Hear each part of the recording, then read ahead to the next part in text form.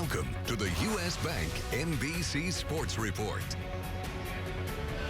On a gorgeous fall night in South Bend, Notre Dame Stadium is once again the site of one of college football's most exciting rivalries as the Stanford Cardinal visit the Irish. And tonight, there is a definite sense of urgency for both teams. Brian Kelly and the Irish at 2-4 are off to their worst start in 9 years.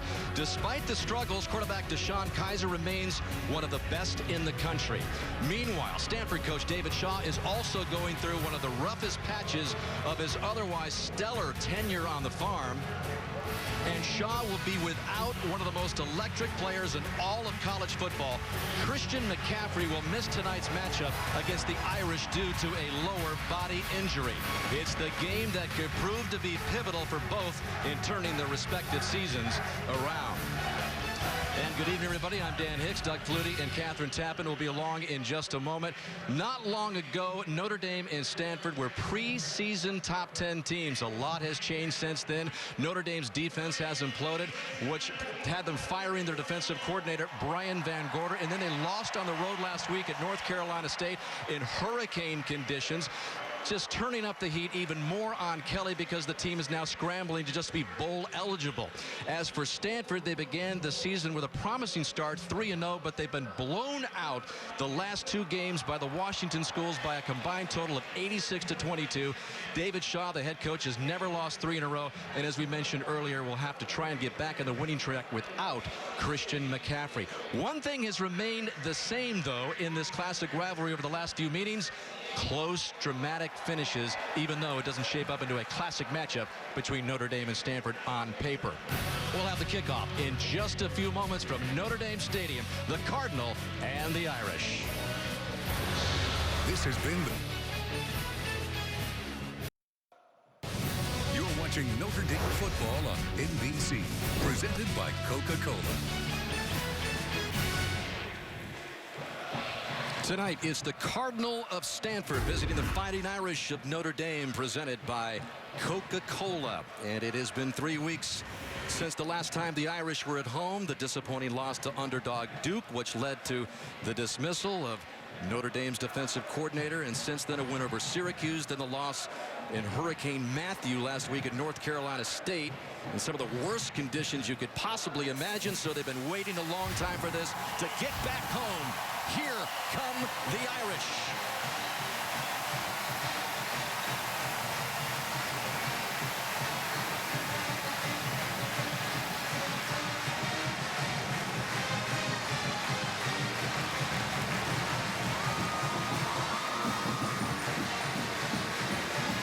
Week for Brian Kelly, to say the least. He has withstood a week of criticism, maybe more intense than any other time in his seasons here, which totals 7 now, but he seems ready to make a comeback statement tonight, and so does his quarterback DeShone Kizer, after getting out of that sloppy mess last week, looking to put up more big numbers, as the Irish offense have already done this year. And Stanford coming down the tunnel, ranked 8th in the preseason poll, picked to win the Pac-12 again this year, a title that it's won 3 of the last 4 years. But again, after that 3-0 start, just whipped by Washington and Washington State by that combined total of 86-22. So they come reeling into Notre Dame Stadium, just trying to regain their own bearings.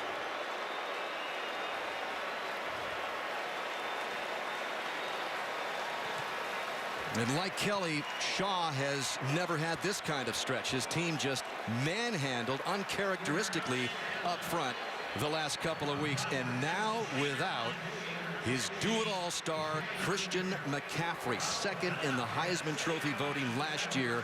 He's not going to be here on the field tonight in the uniform to try and help turn things around. As always, Catherine Tappan on the sidelines for us, and she's with Notre Dame head coach Brian Kelly.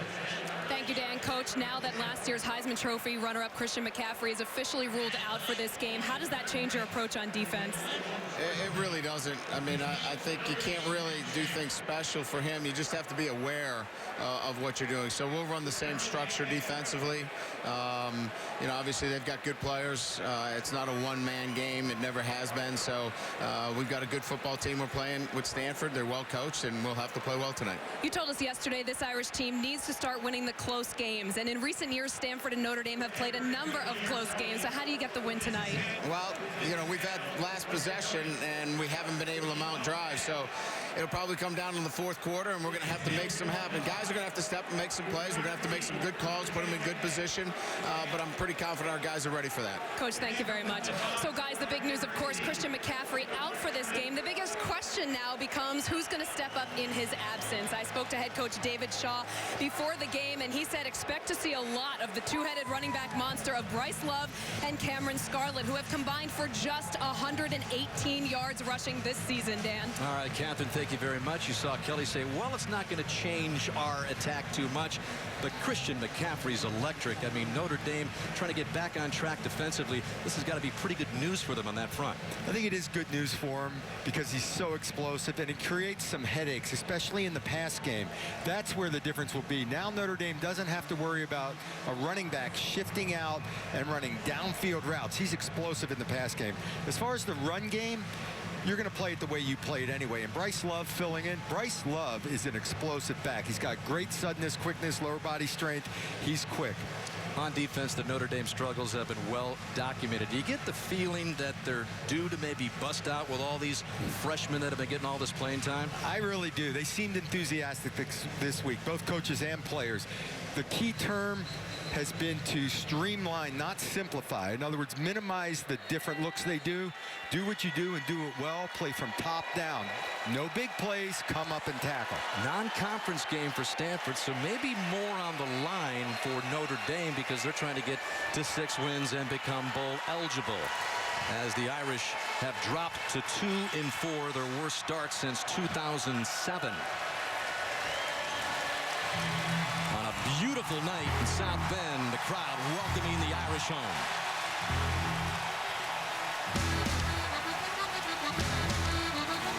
Number 19, Tristan Yoon, will kick off for the Irish.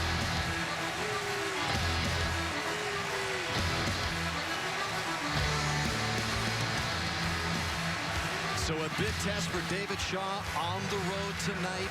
He's winless at Notre Dame. Brian Kelly, again, 2-4 for the first time as a Notre Dame head coach. Home team has won the last 5 games as Bryce Love, who's expected to have a big role with McCaffrey out, back deep to receive Justin Yoon to get things going to kick it off for Notre Dame. Both of these proud programs trying to get back on track tonight. And Bryce Love will watch that land into the end zone as Stanford will come out with Ryan Burns. We'll see Keller Christ as well as he gets some time. And there's Bryce Love, who's going to have a lot of work tonight. In addition, Cameron Scarlett, as Catherine mentioned, will also get some carries.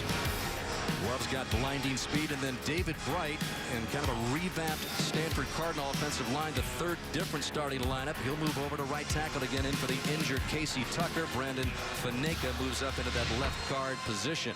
And the offensive front, Doug Flutie, has been a big problem for Stanford, to say the least, as they have been sacked, the quarterbacks, 11 times in the last 2 weeks alone. They haven't run the ball well the last 2 weeks. They've been sacked and rushed the quarterback. Offensively, big struggles for the last, actually, 3 weeks. Ryan Burns is big and physical, 6'5", 233. He starts things off with a handoff to Bryce Love, who gets 3 or 4 to bring up second down and 6. Love missed the season opener with what Stanford has a habit of describing as lower body injuries. That's about as specific as they'll get. But he's come back, and again, with McCaffrey out, he has just 21 carries on the season. Scarlett has 8, so you're going to see a lot of new carries for Love and Scarlett tonight. Second down and 7. Surveys the field and complete to Trenton Irwin. who gets a first down across the 45-yard line.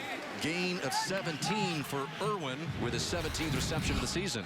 Irwin's a sure-handed receiver, does a great job of slipping inside of Devon Coney, opening up in the middle of the field. Stanford came out in an empty set there, spread the field. You know, we're used to this being a Stanford team that wants to hammer the football, multiple tight end sets. They've been spreading it out a little bit more of late. And there's Cameron Scarlett, and he's got just 8 carries on the season. Redshirted last year, and getting his first action this year as flags come in. False start. Offense, number 82. 5-yard penalty. Maine's first down. Call on Chris Harrell of Stanford. And so that'll back up the Cardinal. First and 15. A little flinch out of his stance while the guy was going in motion. Stanford's had more penalties, too. It's been not your typical Stanford team. Love back in the backfield to the right of Burns. Looks to his right and incomplete. That was James Onwalla who broke it up and got in front of Michael Rector. As we check out the Notre Dame defense, and you've got Jerry Tillery in his sophomore year, really maybe had the best game so far in his young career last week. Niles Morgan, the leading tackler at linebacker. Onwalla, who just broke up the pass. Tavon Coney joins him on the other side. And Troy Pride Jr., just a freshman from South Carolina, a part of 4 freshmen who will get significant playing time in the defensive secondary on Notre Dame's defense. 2nd and 15. And this is Love looking for a hole, and he's going to be buried right there at the line of scrimmage.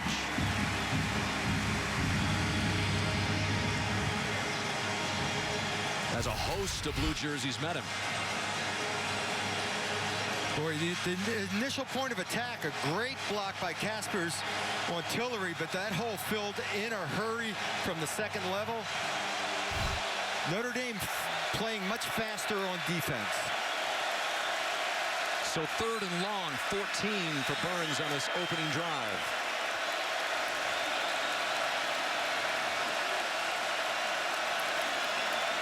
Notre Dame showing some pressure, and they come with 4. Burns with not a lot of time, flings it to the far sideline, and it's complete to Michael Rector. And Rector with a clutch first down reception of 17. Boy, Rector is a guy with a lot of speed. He's just running an outcut here, but the key to this was the throw with a guy in his face. Burns delivered a strike. Rector is a big play threat. All kinds of speed if he gets loose in the secondary. Yeah, elite sub 4.4 40 speed. Brian Kelly called him a game wrecker. That's how much respect he has for Rector. So Stanford able to get out of the 3rd and long situation.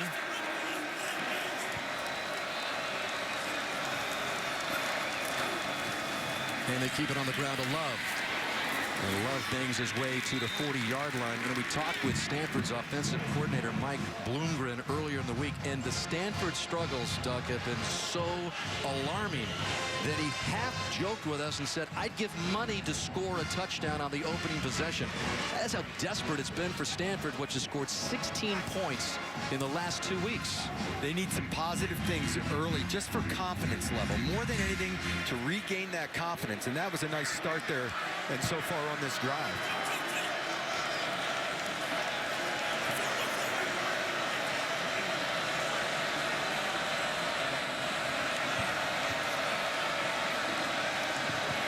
Quick drop, pump fake, and Burns is going to run it out. Big physical Burns, 235 pounds, gets close to the first down marker. He'll be short of it, and that'll bring up 3rd and short after the gain of 6. And there is Mike Bloomgren, who was very frank with us. He said, we got back to basics this week. We got back to fundamentals, and that goes for everybody on the team. And they've got the big package in there of 96 Nick Wilson and Cameron Scarlett behind him. The ogre package, as they like to refer to it, on short, and Scarlett picks up the first down for Stanford, keeping the drive alive. If I had to be an offensive lineman, I would want to be Nick Wilson, number 96. He lines up in the backfield, gets a running start. If you're going to be that kind of size, he's going to get a running start on a lot of guys, whether he's in this position in the backfield or on a wing position, coming down and cracking on people. They use him a lot in the running game. You'll see a big number 96 coming out of the backfield. 6'3", 290 is Wilson, and he helps pave the way for the first down. So the opening drive continues here for Stanford.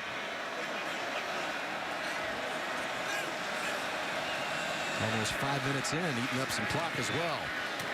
Burns to the air, complete, just inside the 30. And that'll bring up second down. Tywan Thomas, covered by Cole Luke. Yeah, Cole Luke now playing in the slot a lot more, going to play some nickel back rather than being out on the corner. He's sliding in. The youngsters, freshmen, playing out on the corner. And Cole Luke is a lot more comfortable in there. That's where he started playing a few years ago, and he's back to home. Yeah, there's all the freshmen. You just saw Troy Pride there. Julian Love. Jalen Elliott will also get some time back there, as so many more players are seeing action on defense, especially as Burns goes down again.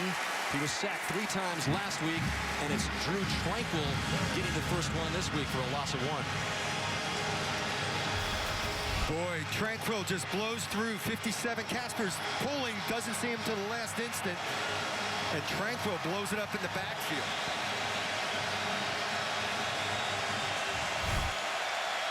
So that brings up 3rd and long.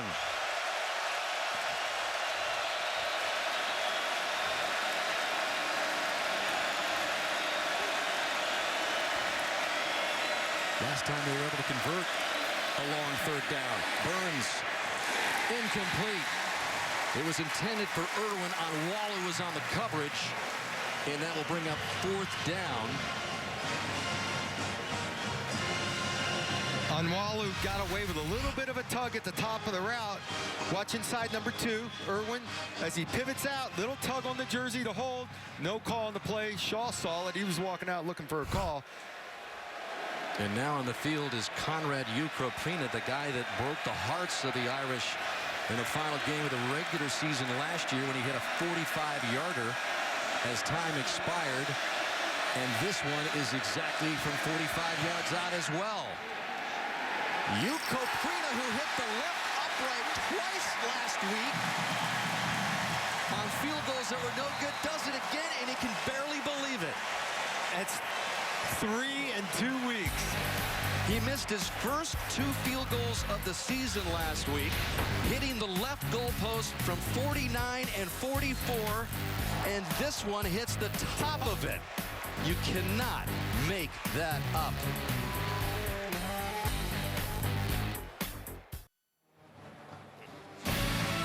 Notre Dame football is brought to you by Coca-Cola. Taste the feeling. By State Farm. Talk to an agent today at 800-STATE Farm. By Jersey Mike's. Be a sub above. And by Lexus. See your Lexus dealer. Beautiful night here at Notre Dame Stadium. Temperature in the upper 60s as you look at the great rivalry through the years. First played in 1925, and aerial coverage provided by Goodyear. Whether you're going for it from a few yards out or from miles away, go with a tire with superior performance. Goodyear, more driven. Full moon, South Bend, as Notre Dame escapes without Stanford putting up any points after that 45-yard field goal miss. And Kaiser starts the night out, and Stanford starts the night out all over. Josh Adams, as Solomon Thomas, their best defensive player, got in behind the line of scrimmage. Boy, he just spun off Mustafer's block and made the tackle on the backfield. Right away, he's going to create havoc. He's a player.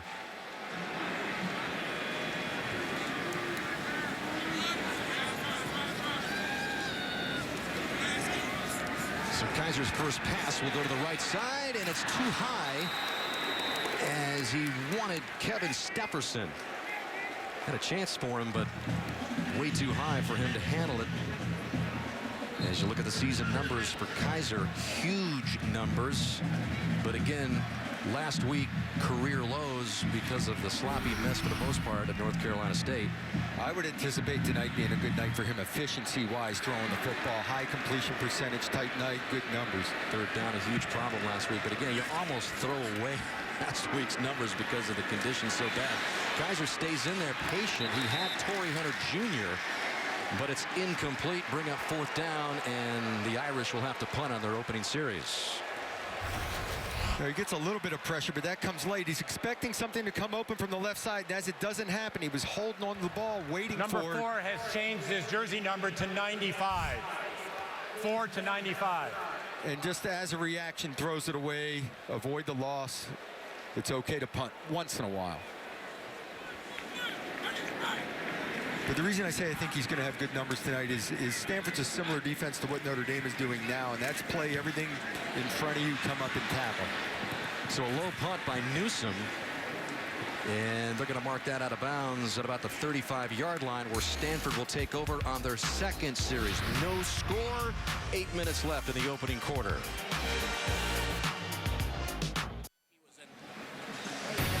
Don't miss a moment of Notre Dame home football games with the NBC Sports app. Watch live anywhere on any device. Find out more at NBCSports.com/live.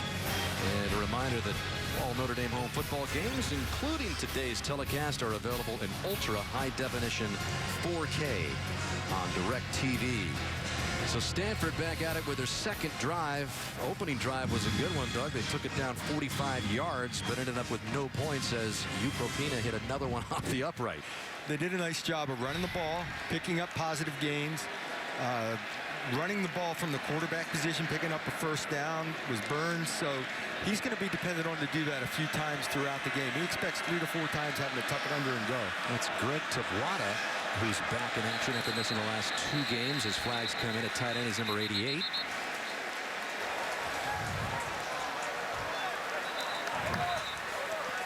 Okay. Prior to the false start, timeout, Stanford. That's their first. Regan Williams. Regan Williams will be in at fullback now for the hurt Daniel Marks. 32nd in length.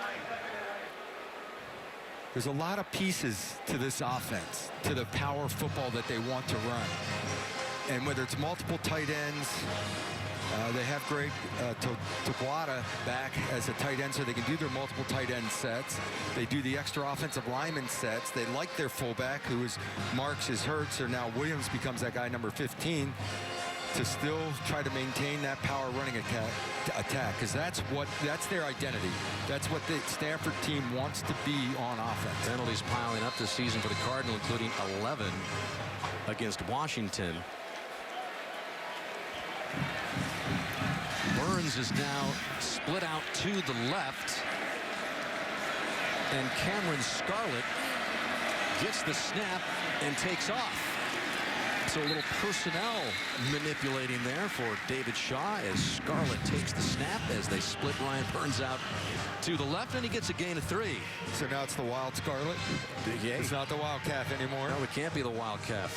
And again, if you just joined us, Christian McCaffrey, who set a new all-purpose yardage record last year, NCAA record last year, out for this game with a lower body injury that he sustained last week in the loss to Washington State. So he's on the sidelines watching Burns and company with a 2nd down and 7.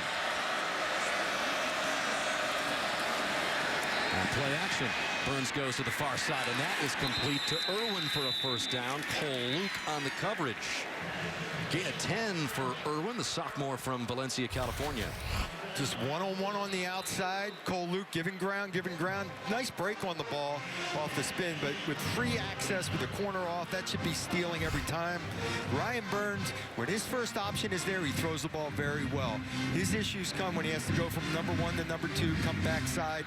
He has a tendency to take off a little early and run with the football, which isn't always a bad thing with him. So with a first down at their own 48, Stanford trying to get something out of this second drive of the game. And they give it to Bryce Love. And he skirts the right side for more good yardage. Down to about the 46, 47-yard line before Tranquil knocks him down. Gain of 6 for Love. Number 6 on the offense, helmet came off. He must leave the game for 1 down. Cameron Scarlett getting out in front of his buddy Bryce Love and throwing a block for him. I thought maybe he had a grab of a shoulder pad there. That's my biggest question mark with these two backs, is going to be the blocking aspect of the game. How are they going to do blocking for each other and blocking in pass protection especially? That's Francis Owusu, number 6, who had to leave the game when his helmet came off. He played in just 3 games this year. He's back for the first time in a couple of games after taking a vicious lick to the helmet against UCLA, and he is a very good receiver that Burns has relied on. Burns complete again, this time to Michael Rector as they pick up the first down, move the chains again. Julian Love, the freshman corner, on the coverage, but a gain of 9. Notre Dame playing off coverage. You're probably not going to see much press coverage at all out of them. So those are what we call easy access throws. If the rhythm is right, the protection is right, they should be completions offensively. Defensively, you're hoping to come up, make the hit, limit the gain, and you're betting that they cannot put 12 to 15 plays together and march at the length of the field. Owusu has re-entered the game, lined up in the left slot. 1st and 10.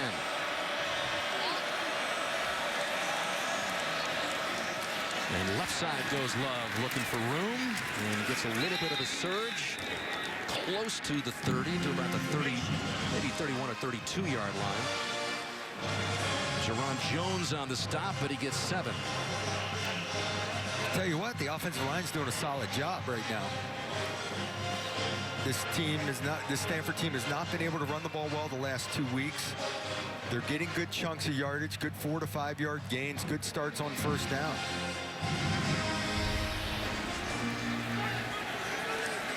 Cameron Scarlett back behind Burns on 2nd and 4. And there's Rector in motion. They give it to Scarlett. Short. Oh, maybe he got the first down as the ball came loose at the line. And they're saying he was down. Rolling on the field as the runner was down. No fumble. I think Bonner's knee hits the ball as he's spinning. No, he's on the body of the Notre Dame player. It didn't look like any part of the body was on the turf. Yeah, they're going to have to take a close look at this because this ball's out. The ruling on the field that the runner was down prior to fumbling the ball. The prior play is under further review. So 3rd and 1. We'll get the official review and result when we come back.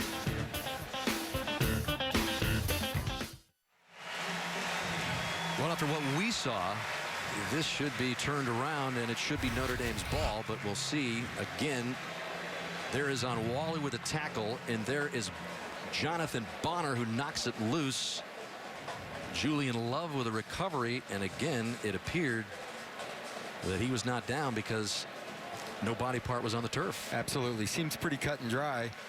You know, so far Stanford has run 18 offensive plays to Notre Dame's 3, but there are no points on the board. Yeah, so the offensive frustrations continue for David Shaw, even though the Cardinal has moved the football tonight. No points to show for it. After review, the ball was fumbled, recovered by the defense. That'll be Notre Dame's ball at the 26-yard line, 1st and 10. Once again, the Irish dodge another decent Cardinal drive. And Brian Kelly's expression didn't change. I'm expecting a smile, a fist pump, something. Brian was, okay, now he's realizing, let's go, guys, pick it up a little bit, get some enthusiasm going. The offense has not been on the field, just a 3 and out. They need a chance to establish something on offense. And Tarian Folston is back in action here. Folston has missed the last 2 games with an ankle injury, and so that's a big added plus for the offense. And he'll lead Kaiser out for a huge gain, and Deshaun Kaiser into Stanford territory all the way down to about the 42-yard line. Gain of 32 for Kaiser. Boy, he had Folston in front of him, and he had Hunter Bivens pulling from right to left. He's got two guys out in front. Nothing there. Bivens seals it. Folston gets a block downfield, and Kaiser has breakaway speed. Not on this one, but if he gets a chance to get behind people, he'll be gone. And it's another reason why the NFL scouts love this guy. And we know there are a lot of NFL scouts at this game watching the action tonight as Folston gets the carry. Probably anticipating that McCaffrey was going to play tonight, but the focus seems to maybe be on Kaiser. As we check out the Notre Dame offense, Kaiser averaging 40 points, 500 yards, and a big target has been Equanimous St. Brown. He's already got 6 touchdown catches on the season.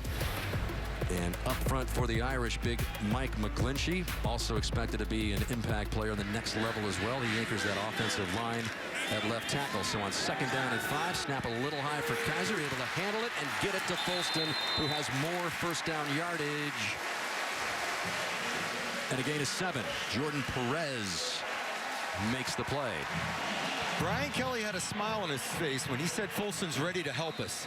He's had a high ankle sprain for a couple of weeks, and he really got excited because he does everything well. Pass protection, catching the ball out of the backfield. He doesn't seem as explosive sometimes as Adams or Williams, but he does everything right. So Notre Dame quickly inside the Stanford 30 as they give it to Folston again, and Folston motors up the middle with a big hole and more first down yardage. So Notre Dame on the move after that 16-yard gain by Folston. Durham Smythe coming from right to left in the backfield. He gets a nice block on this, and then McGlinchey seals the backside. And I think part of Folston's running is that he's patient. He allows things to happen in front of him, lets it go. He's not in a hurry, and sometimes the young guys want to get there right now. And why not go to Folston again? He's inside the 10-yard line down to the 8. Again, Folston injured last year in the Texas game, missed the entire rest of the season, and been slowed by the ankle, and then gaining some good yardage here, and a good block by Hunter Bivens up front. Number 70, pulling right to left, kick out. This time Durham Smythe's the guy that turns up and gets a block on a linebacker. So they basically changed roles on that play from the one before. Hunter Bivens in for Colin McGovern. Took a blow in the head at practice yesterday. 2nd down and 4. And Josh Adams, a fake to him, and they go left to Kaiser, and he's in for another score.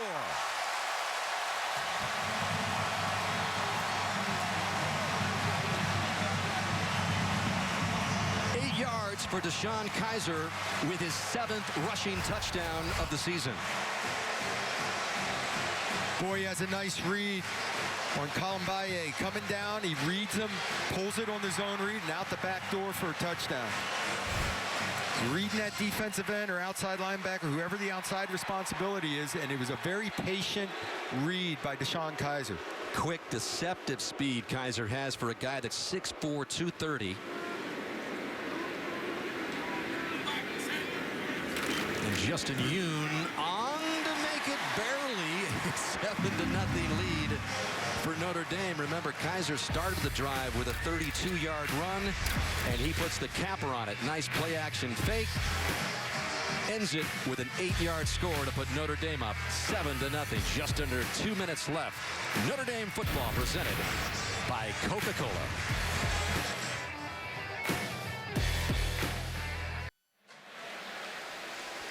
Live from New York, it's Saturday Night Live with host Emily Blunt, musical guest Bruno Mars. It's an all-new Saturday Night Live later tonight on NBC. Notre Dame trying to crawl out of a 2-4 mark here in the season.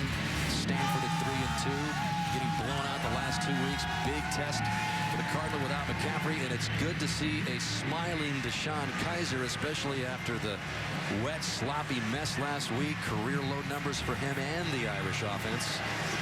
You know, early in the season, there's high expectations for both these teams, and Kaiser's thinking we can have a national championship-style team. Look at this. And you could tell they were feeling the pressure. And then they lose one game, and if you're going to lose that second game, you're done. And they felt that pressure. They hadn't been smiling. They hadn't been relaxed. Now they're just playing for today and playing today's game and not worrying about the future. Bryce Love takes the Yoon kick. And gets it across the 20-yard line. Yeah, the mantra this week, have fun. And that wasn't just on the defensive side of the football. Let's get back to the basics, but have a good time while we're doing it. And Kaiser had a good time on that initial scoring drive for the Irish.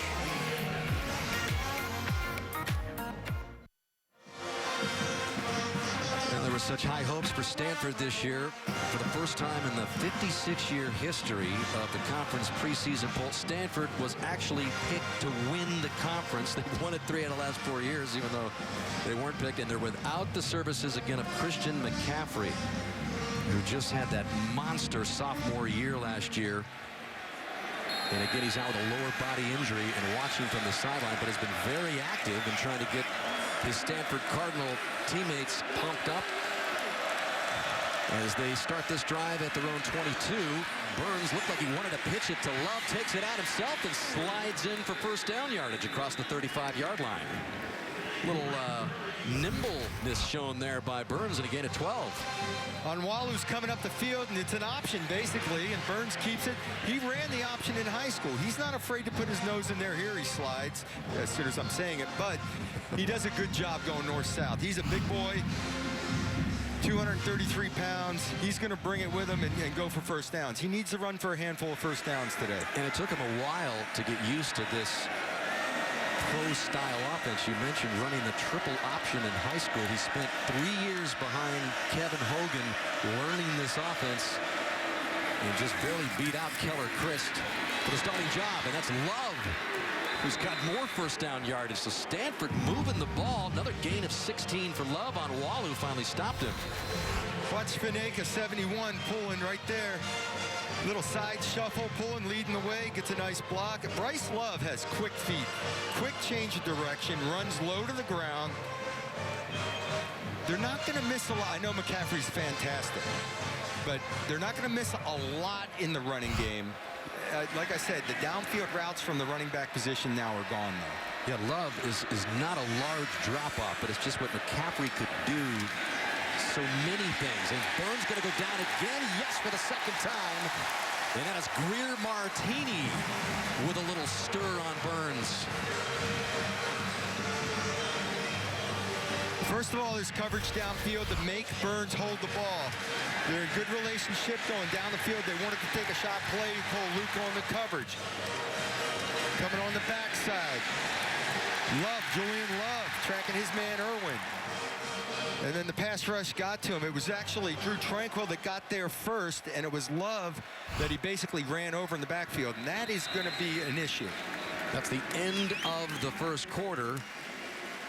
As David Shaw has watched his team move the ball in pretty good chunks, but a couple of sacks and a turnover, the difference so far in this one. Notre Dame 7, Stanford nothing, and we'll return to Notre Dame Stadium after these messages from your local NBC station. You're watching Notre Dame football on NBC, presented by Coca-Cola.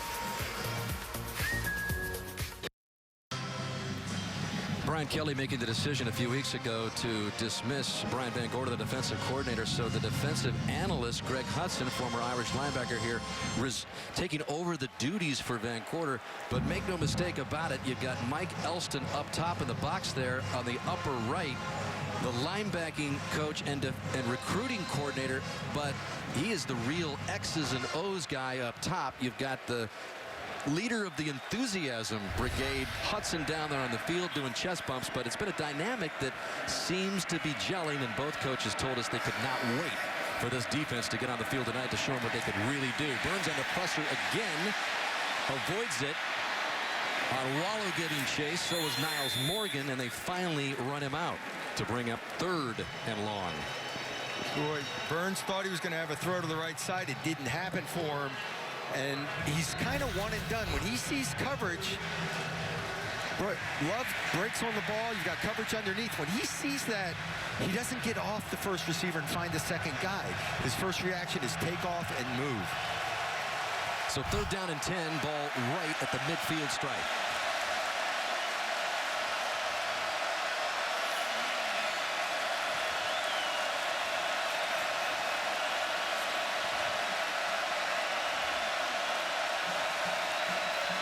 Burns has him bunched three to the right, goes in that direction, and it's another clutch first down pickup on 3rd and long by Trenton Irwin. Gain of 22. Julian Love, the freshman, on the coverage. 75 offense. But it's coming back because A.T. Hall is 10-yard penalty, means 3rd down.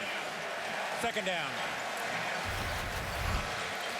Your left tackle, Hall, holds Trombetti coming around the corner. But look at Love on the inside, stonewalling Greer Martini. So he did step up, stick his nose in there, and held up in pass protection that time, but the left tackle, 3rd down. Hall's had more than a couple of occasions in the last few games with some false starts. And again, that has been the duress of the offensive line. Hall, Faneka, Jesse Burkett, Johnny Caspers, and David Bright have had a tough time recently. So now it's 3rd and 20. Cardinal backed up to its 40, and Burns goes deep. Ball is deflected and free, and it looked like Notre Dame had a very good chance to pick it off for a second. But that'll bring up 4th and long, and Stanford will have to punt it away. Notre Dame went 3-man rush, dropped off, made the windows tight and small. And Burns tries to stick this in there, gets tipped up in the air, could have wound up in a turnover. Sometimes you have to understand that it's not necessary to make the first down. Get what you can, don't turn it over, punt it away. 3rd and 20, be a little safer with the ball. Nice deflection there by James Onwalu to set up this 4th down. Jake Bailey, who's having a good year punting, but sometimes that is not great news when the punter actually he's just been out there a lot. It was never okay to punt. There we go. We didn't like it. More flags come in. Delay a game. Offense. I'm sure I forced more than my share of throws. Got to be frustrating. 5-yard penalty makes 4th down. For Shaw, his team's gotten some big chunks of yardage. He's had a turnover, several costly penalties that have just... But that is so unlike. Please reset the game clock to 13 minutes and 47 seconds. It is so... Thank you. Is he done? I think so. Okay. You can now proceed. It's so unlike a Stanford team to have so many penalties. That's all. Okay. Are you done? I'm done. C.J. Sanders back deep. Sanders with a 93-yard kickoff return for a touchdown last year against Stanford is just electric practically every time he gets his hands on the ball, but good special teams coverage there for Stanford as Zach Hoffpower made the stop on Sanders. 47-yard punt, 6-yard return. Notre Dame with another chance, up 7-zip.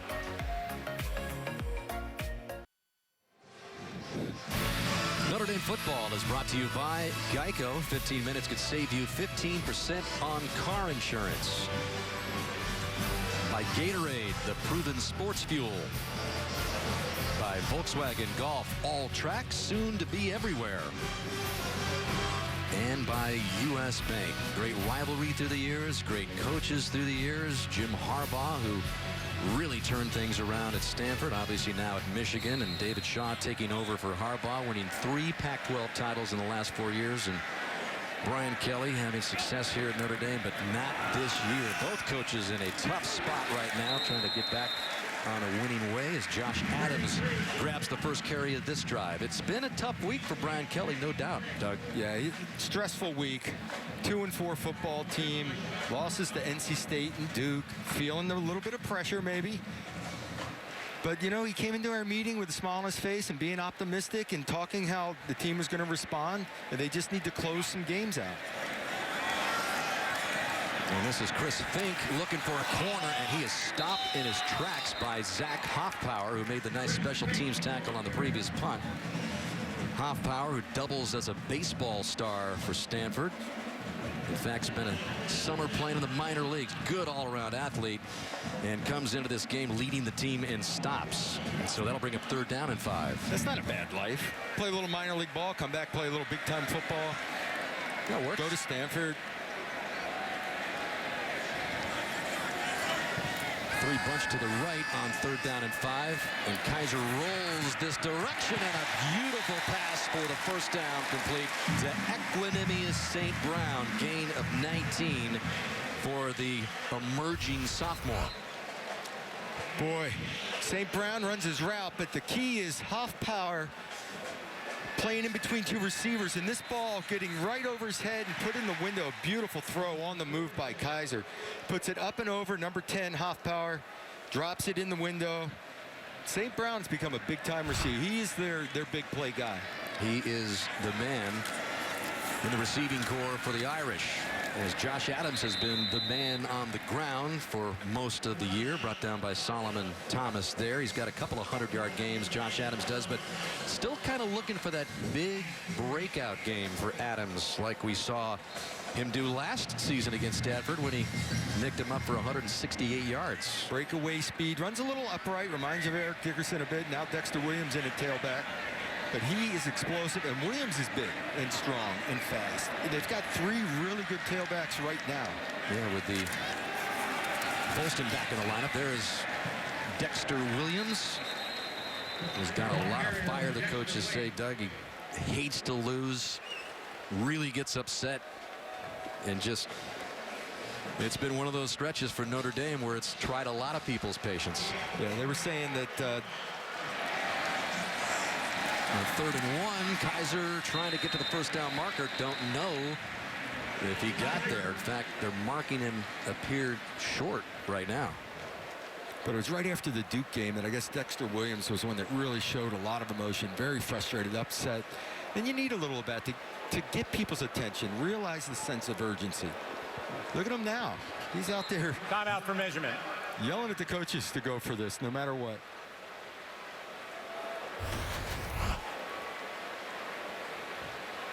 Kaiser trying to get that big 6'4" body up to the line. That's about where he had to get. I mean, it is actually, it's marked a little short of maybe where he got to. So maybe he didn't get the greatest spot. But I thought he had to get to the yard line, the 44. Yep, that's short. But Dexter Williams was expressing his point of view before the measurement even happened. He wanted to go for it. And I imagine they will. 4th and inches. Ball just inside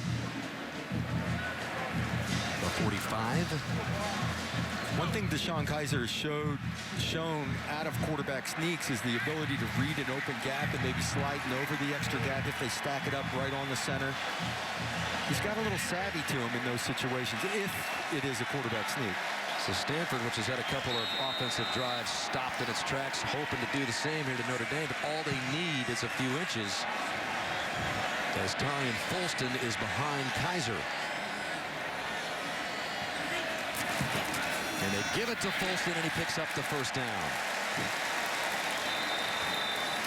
I do get the feeling that Brian Kelly trusts Folston in crucial situations. If this game is on the line coming down to a last drive, Folston is the tailback I would expect to have in the game. It's a nice surge by the O-line right off the right side. There was no doubt about that one. So this drive Nelson's still running his feet. He's alive at the Stanford 42.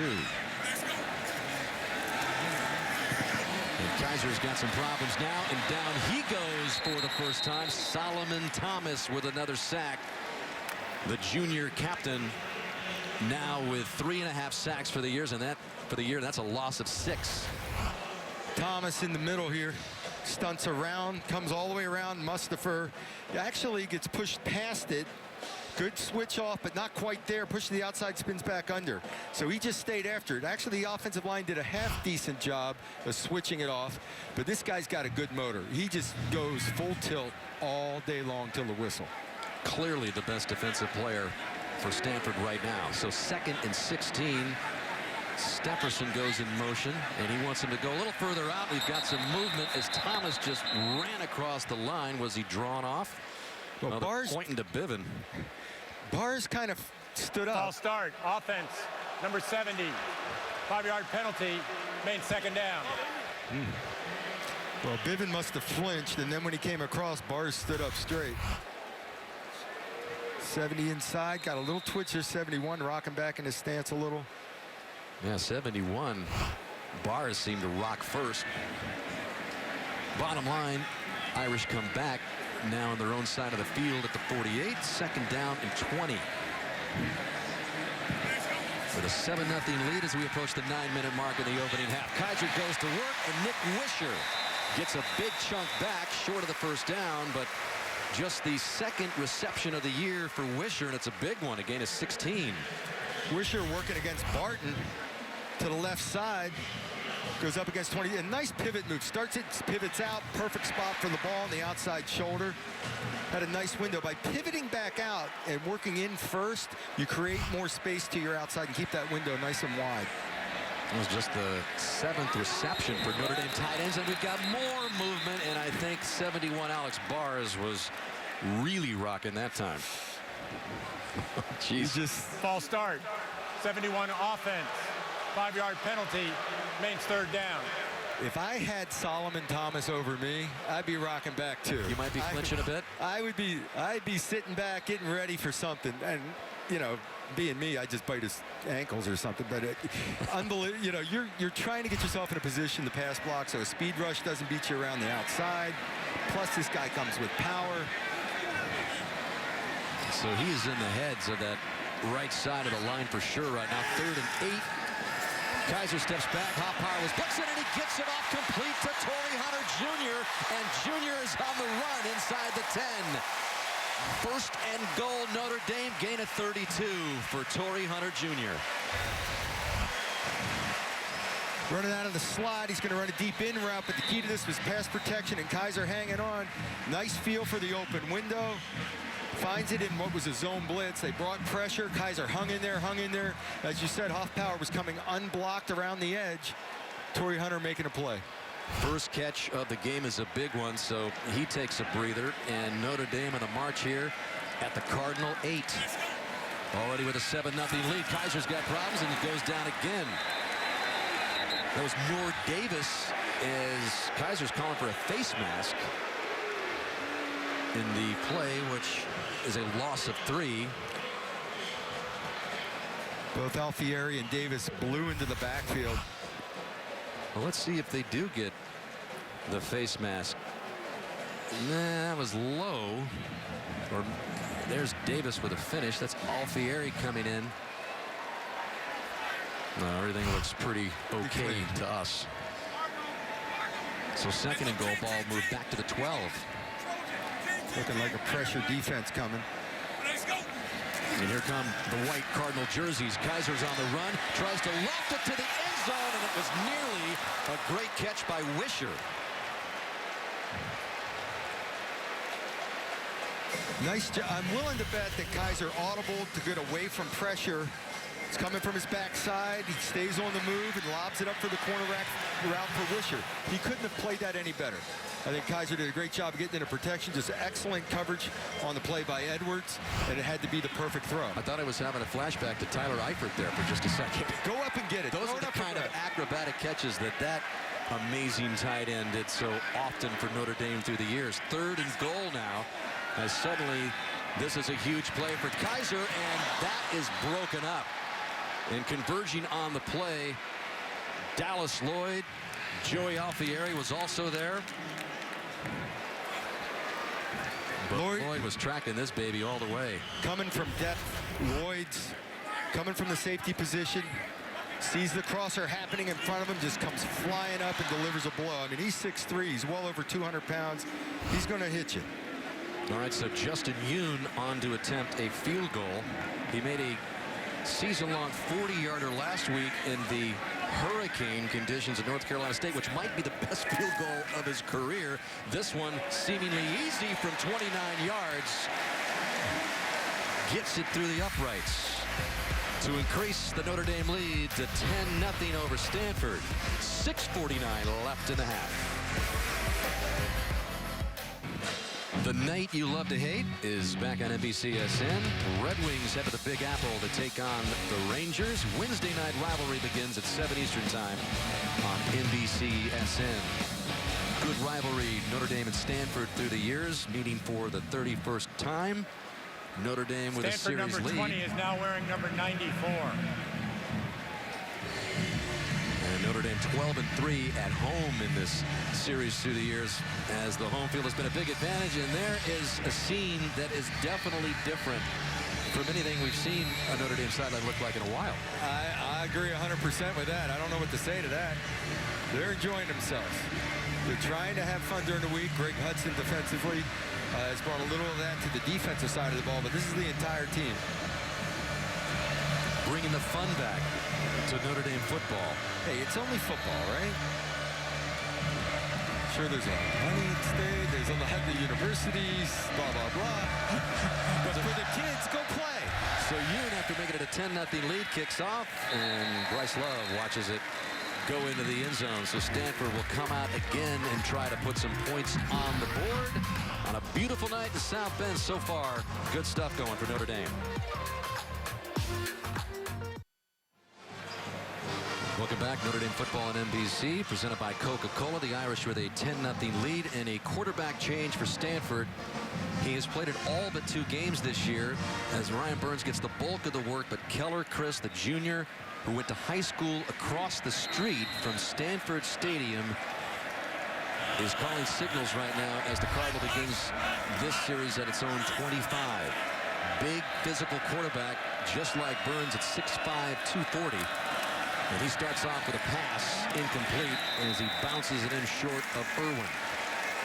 Well, he's a strong-arm, big kid at quarterback, can make those throws. He's going to have some one-on-one access. He's going to have some easy throws. He got a little gun-shy on that because he saw Julian Love breaking on that route. He's just going to come out, start, get a comfortable little hitch route for completion.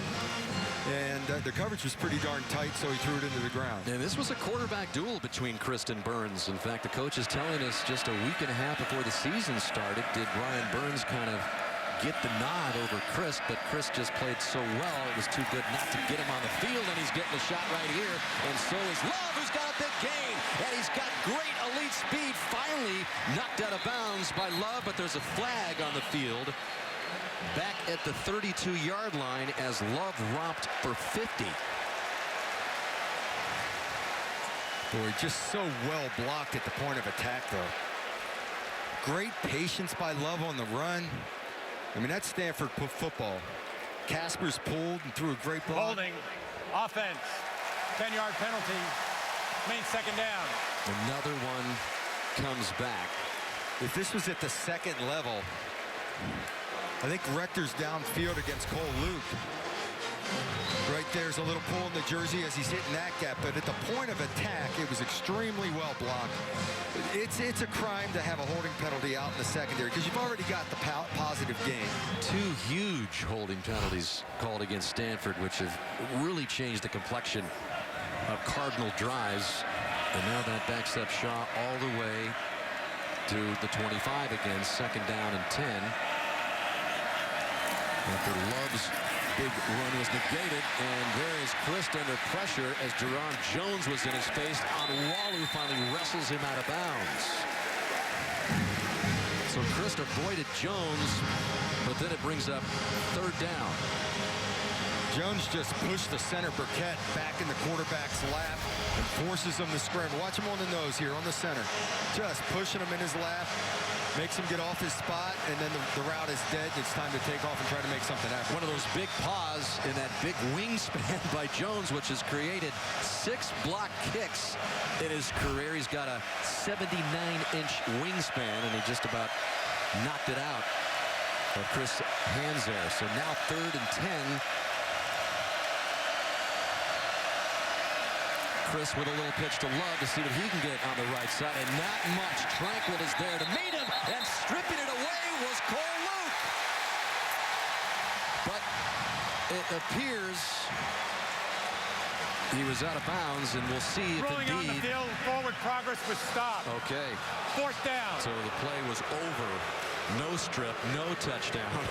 No, absolutely. I agree with this call. His momentum's already moving backwards a couple of yards, couple of steps, and then the ball's ripped out pretty That was cleanly. close. I don't know. Yeah, but they were going to mark the ball where the contact was made. He was retreating. They were probably in the process of starting to blow the whistle or blowing the whistle when it came out. Although that's something that, hey, strip the ball. You got a crowd of defenders around the ball carrier, go for the ball. So They're going to look at it, though. Yeah, they're going to buzz it down and take a look at this. But you have to know when the whistle happened. And in the referee's mind, forward progress had already ended, and he was just being run backwards. There's contact. Now he's going backwards, so they're going to move the ball to where initial contact was. Now the ball gets stripped out by Luke a yard or two later. I mean, it's close. Is there a possibility of him spinning out of this and then letting the play continue? I don't think so. The ruling on the field was forward progress, which is not reviewable or challengeable. It will be 4th down. So there you go. It is going to be a punt. Notre Dame will not be charged with a timeout. I mean, that's a fine line. You could run a guy backward if that were the case, if you want to argue for that to be a fumble, that you could just run a guy back 10, 15 yards, hold him up, and keep digging at the ball. So a chance for Notre Dame to get good field position as Bailey stands back at the 15. And an excellent high-hanging punt that Sanders fair catches at about the 23-yard line. So Notre Dame with 4:33 left, still with his 10-0 lead over the Cardinal of Stanford.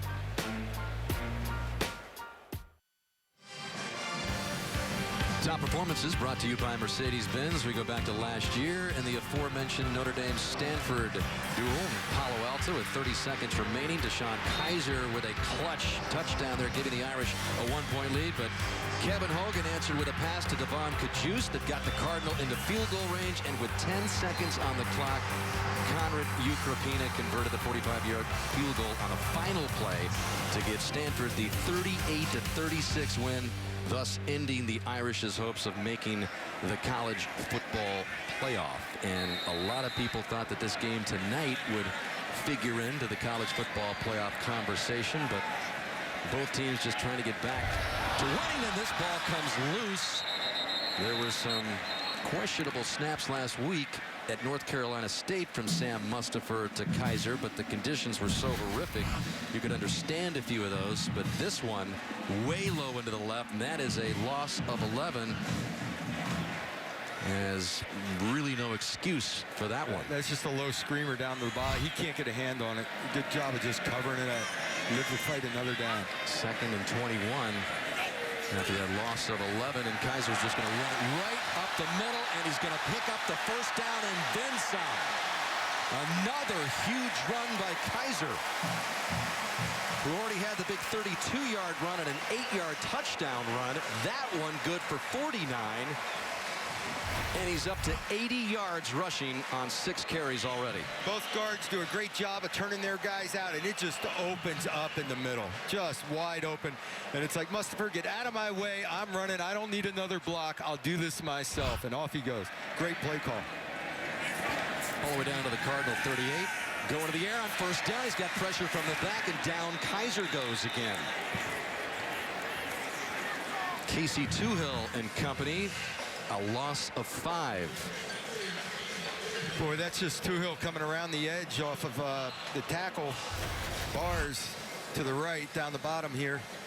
Just keeps fighting. Actually, there's time to deliver the football, and you push him back. Actually, he got around him in a hurry. Yeah. He got him around him in a hurry, and he had one option, that's pull him to the ground or let him sack the quarterback. Good penetration there by Toohill, and that brings up 2nd down and 15. Kaiser's got more pressure, stands in, completes it at the 40-yard line to Hunter Jr. as we send you down to Catherine.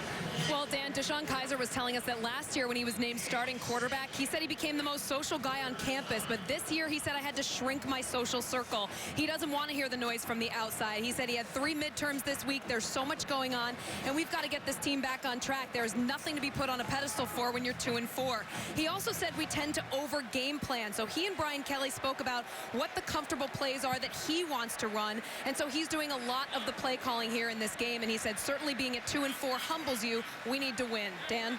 3rd and 9 for Kaiser, especially streamlining the offense in crunch time. That one could have been picked off as Quentin Meeks, who is a welcome starter back in the lineup for Stanford, had a chance there as Kaiser was looking for Hunter. I honestly believe Kaiser felt Meeks breaking on this ball and throws it low and into the dirt, just short enough to be incomplete. Great break on the ball by Meeks. And when Catherine talks about Kaiser... Timeout, Notre Dame. That's their first. Talking about Kaiser involved in the play calling, that's during the week with Kelly saying, these are my top 10 plays. Get to these plays. This is what I'm comfortable with. And Brian Kelly It'll brought be 60 seconds in length. You're Brian interrupting Kelly one more time. brought up the fact that, you know, you get down to game-winning situations, 2-minute drills. We don't need specific plays that we worked on that week for that. Let's go to our comfort zone, the things we do well. 75% of our touchdown passes come from the same plays anyway. Yeah, and Kelly also remarked that, yeah, we've got 4 losses, but we've been in every single game this year. The combined point total for the losses like 21 points, so it has not been blowout city for Notre Dame, even though they're 2-4, and you are what you are. You know, so it comes down to that last drive. When the game is on the line, you want to be running the plays that you know like the back of your hand and you are most comfortable with. You've been there before. You don't want to play you just put in that week against a specific defense when the game is on the line. So Kelly got back with Kaiser after spending a lot of time with the defensive secondary, as that was a change on the defensive side of things, as they didn't meet as a unit as much. And we got a little pooch punt here by Kaiser, who was a punter in high school, and he got that through for the touchback. So he's not thrilled with it, as he wanted to pin Stanford back, and that one's on me, he says. So Kaiser and the Irish keep that 10-0 lead. 2 minutes left in the half. 2:07 left in the half. Stanford trying to get on the board here and avoid a scoreless first half, and it has been some missed opportunities, turnovers, and some penalties that have cost them a chance to get on the board so far. They've moved the ball on Notre Dame, but have not been able to capitalize.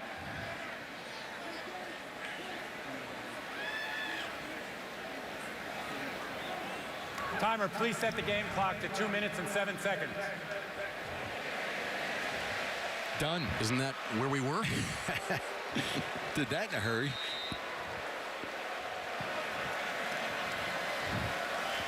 So it's Burns back at the controls for Stanford after Keller Chris took the previous series.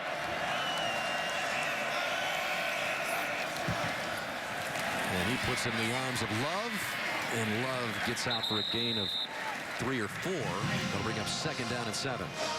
Talk about Stanford gaining some yards, moving the football, but not points to show for it. Well, that was the philosophy Notre Dame wanted to come into this game with, was keep things in front of them, make a team drive, for Stanford in this case, drive the ball the length of the field.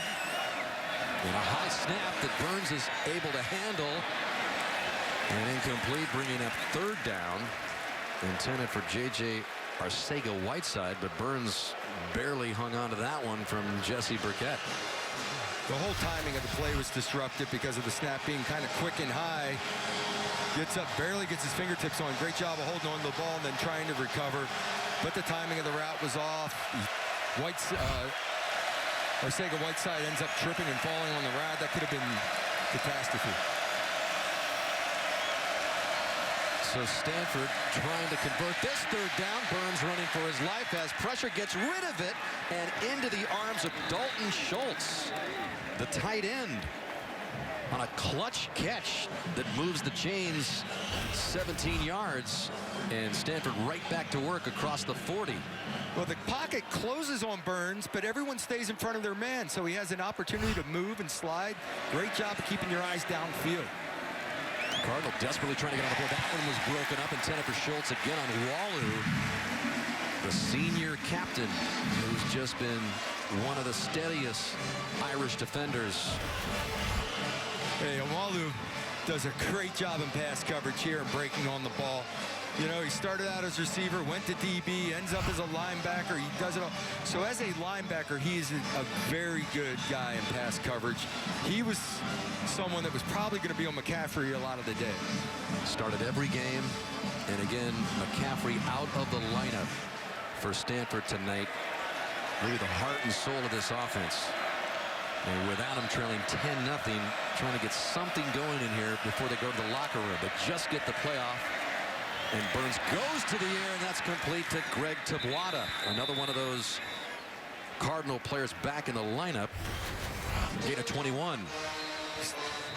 Tabuada coming in motion and follows the seam route Arcega-Whiteside cleared it out and wide, and Cole Luke allowing a crease for him to get up through there. Beautiful timing on the throw. Opened up a nice seam route. Very few big plays in this offense down the field. And Stanford's got something going here. Under a minute, Burns going deep down the field, and that was Dante Vaughn running with the Michael Rector, who can absolutely fly. So the clock stopping at 47 seconds. Reminds you that it's the State Farm halftime report coming up. Liam McHugh joined in the studio by Tahani Jones. They've got all the scores and highlights from another busy day in college football, and we'll break down the first half of this game as well, all coming up in the State Farm halftime report. Stanford still with 2 timeouts and 47 seconds, plenty of time. And in the least, can they get Ucrapina another chance at a field goal? Burns hanging in, pass is intercepted. Yes, this time Cole Luke yanks it out of the hands for the for sure pick. Cole Luke back in the slot as a nickel back. In coverage. He knows he has deep help. His job is stay inside out, inside technique. He runs underneath the in route. Great job of playing your technique. Great job getting your head around and finding the football and then making the play on the ball. Arcega-Whiteside digging and trying to pull that ball out. Cole Luke looks very comfortable in the slot. Yes, he does. A smile back on his face as he's kind of given way to the cornerback positions to the freshmen Love and Troy Pride and Dante Vaughn. And it was Luke who had a big game a couple of years ago with 2 interceptions against Stanford. Picks them off again here just before the half. And Burns and company chatting things over there with Bloomgren, trying to figure out something for the next half, as they are about to be blanked in this first half. Points have been hard to come by for Stanford. You know, in that coverage, you would hope as a quarterback you'd find an out-breaking route. Instead, he tried to throw an in-breaking route, which plays into that coverage's hands. The last 10 quarters, 16 points is all Stanford has been able to muster. And again, it's a longer, tougher road without McCaffrey, and with the pressure that Burns has been feeling. It has been a frustrating period for David Shaw and Stanford. Shaw's never lost 3 in a row in his tenure at Stanford, and his team is in a 10-0 hole at the end of the first half.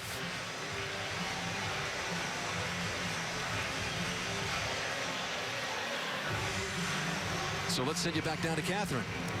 Coach, your defense has forced 2 turnovers and shut out Stanford through the first half. What's working so well for them? Well, I mean, we've put them in some 3rd down situations, so we've done well on 1st down. That's really been something that we've done well the last 3 weeks. We've got to make some adjustments. They're checking to some plays against some of our fronts that we've got to tidy up. And then, you know, we've got to finish off a couple of drives here offensively. It's a typical Notre Dame-Stanford game. We're going to have to play well in the second half. It's a different scene on the sidelines tonight for your team. What have you liked about their energy? Well, again, the last 3 weeks they've played with a lot of energy. They're excited. They know that they're going to get there, and they're going to break out. It's just a matter of time. Coach, thank you so much. Dan? All right, Catherine, thank you very much. At halftime, it's Notre Dame 10, Stanford nothing. Stay tuned for the State Farm halftime report. And don't forget, the halftime performance of the Notre Dame band can be seen on NBCSports.com as we send you to Liam McHugh and our NBC Sports studio.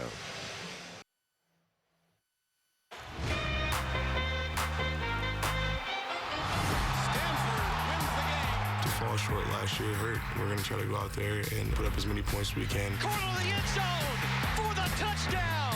You can talk all you want about how you want to play, but in the end, it's all about what you do on the field. 4th and goal. He stopped. Notre Dame wins. Some real classic finishes between Stanford and Notre Dame over the past few years. Are we headed to another one tonight as we take a look at the first half stats presented by Coca-Cola? You got the 2 turnovers, the big ones by Stanford, which really thwarted some possible scoring drives, and you've got the Notre Dame sideline all pumped up for the second half. Up with a 10-0 lead. Jake Bailey sending it to the end zone where C.J. Sanders takes a knee, and we go down to Catherine Tappan. Well, Dan, I talked to David Shaw at halftime, and I asked him how he would characterize his team's play in the first half, and he said not good enough. He actually thought the offense was playing well, but he said we can't keep shooting ourselves in the foot. We can't miss field goals. We can't fumble, and we can't throw interceptions. I said, how would you grade the offense in the absence of Christian McCaffrey? And he said he thought they did move the ball well, but again, those mistakes are going to cost them in the end. He also said don't expect to see David Bright, right tackle, back here in the second half. Dan? Yeah, that's just another blow for that Stanford Cardinal offensive line, which has been leaky to say the least the last couple of games. So Bright, the utility guy up front who was moved over to right tackle to start the game, not a part of their offense when they get the ball back. Kaiser begins with a handoff, and just about a yard gain there as Solomon Thomas wraps up Josh Adams to start the second half. I'll tell you what, Thomas is a force. Watch him here. He's just so disruptive. Throws people aside, chases the ball, brings the ball carrier down. He's been pressuring quarterbacks, spinning off blocks. Thomas weighed 4 pounds, born 7 weeks premature. He's grown up into a 6'3", 275-pound force. This is Adams again looking for first down yardage. He's short. And they'll bring up third and short as Alfieri brought him down, but not before Adams picks up 7 more. Both these teams need to stay in down and distance on offense. They're not built because of the way both defenses play. When you have those penalties and get sacked and get in long yardage situations, these teams are going to let you take the stuff in front and come up and make the tackle. And that's what David Shaw was talking about on his side of the ball. They can't have all those mistakes to get you out of down and distance. So it's 3rd and 2. And Adams will try to pick up the first down. Looks like he got it. Solomon Thomas, again, very active up there, but he can't do it all by himself. He did. He came off another block and almost made the stop. He did make the stop just a little bit past the first down. Let's take a look at our quarterback comparison, Doug, brought to you by Scott Trade. What about, we know Kaiser's been effective. What about the quarterback play for Stanford? Well, the one interception was bad, and other than that, he hasn't hurt himself, but he's not making the big play. Kaiser hurts himself and throws it right into the arms of Quentin Meeks, back in the lineup for Stanford. And he has a nice return going here, tiptoeing down the sidelines for the touchdown.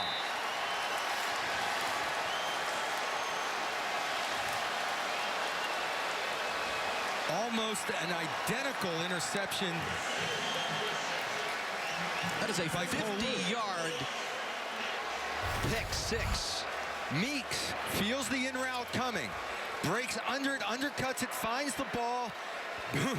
St. Brown gets blown up on the back end, and Meeks takes off running. He finds his way across the field, picks up blocks. Great job of transitioning by the Stanford defense from defense to offense.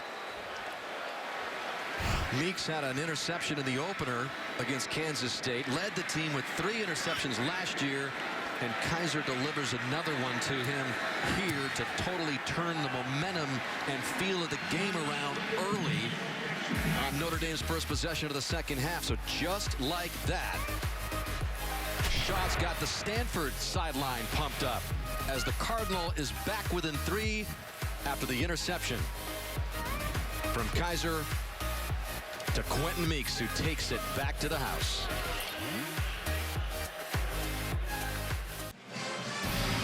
Notre Dame football is brought to you by Verizon. Join a better network because better matters. By Lexus. See your Lexus dealer. And by Scott Trade. Now is your moment. Beautiful night continues in South Bend, Indiana, on the campus of Notre Dame. Aerial coverage provided by Goodyear. Temperature just about 63 degrees, and whether you're going for it from a few yards out or from miles away, go with a tire with superior performance. Goodyear, more driven. Well, this game has certainly turned around. 4 plays into the second half. Quentin Meeks of Stanford takes it back 50 yards for the Stanford score. So less than 2 minutes into this second half, we got a 10-7 game. One play, man. One play, and it's a 3-point game again. It's Notre Dame pretty much dominated the first half, but was only up by 10. And in one turning of events, it's a 3-point game. Good kick through the end zone by Bailey. And back to the interception, Doug, by Meeks. Yeah, this is a ball I would have thrown also. St. Brown gets an inside release. He's running an in-breaking route. As a quarterback, you're expecting him to be open, and Meeks feels that it's going to be an in-breaking route and undercuts the route. It's a great job by Meeks, and just sliding under the route and breaking on the ball and then making something happen after the fact. That's just athleticism. But reading the route, feeling that it's an in-breaking route and guessing and undercutting.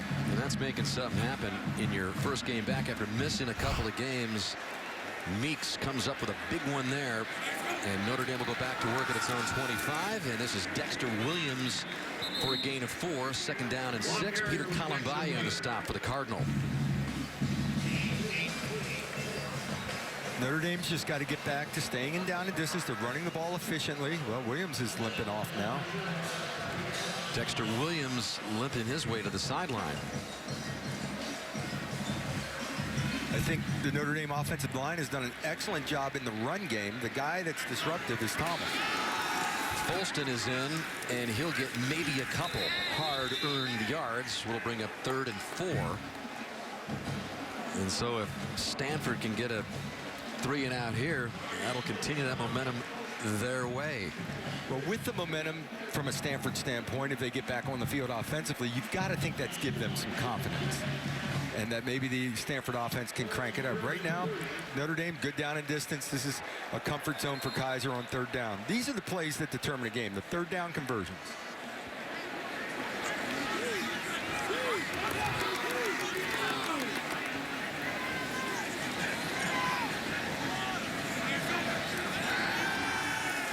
Kaiser goes left, and he picks up the 3rd down, complete to Stefferson.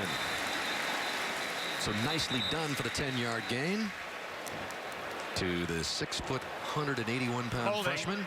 But 70 offense, 10-yard penalty, means 3rd down. Bivens brings it back. Boy, at right guard, number 70, little wrap up, nice move to the inside. He just reaches and pulls him. So it's a definite holding call, and these are the plays that get you out of down and distance. We were talking a minute ago, a comfortable situation, 3rd and medium, 3rd and short. Now the long yardage situations. Here's where you have to be careful with the ball. Don't force the issue down the field. If you got a shot, you take it. But you don't force it and create turnovers. Kaiser told us that specifically yesterday, and we talked with him. He said, I got to be patient.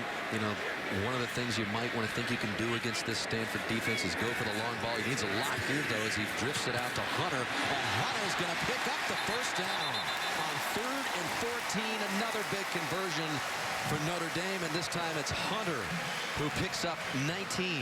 Well, he gets coming out of the backfield. Safe call on 3rd and long. You don't want your quarterback to force it down the field.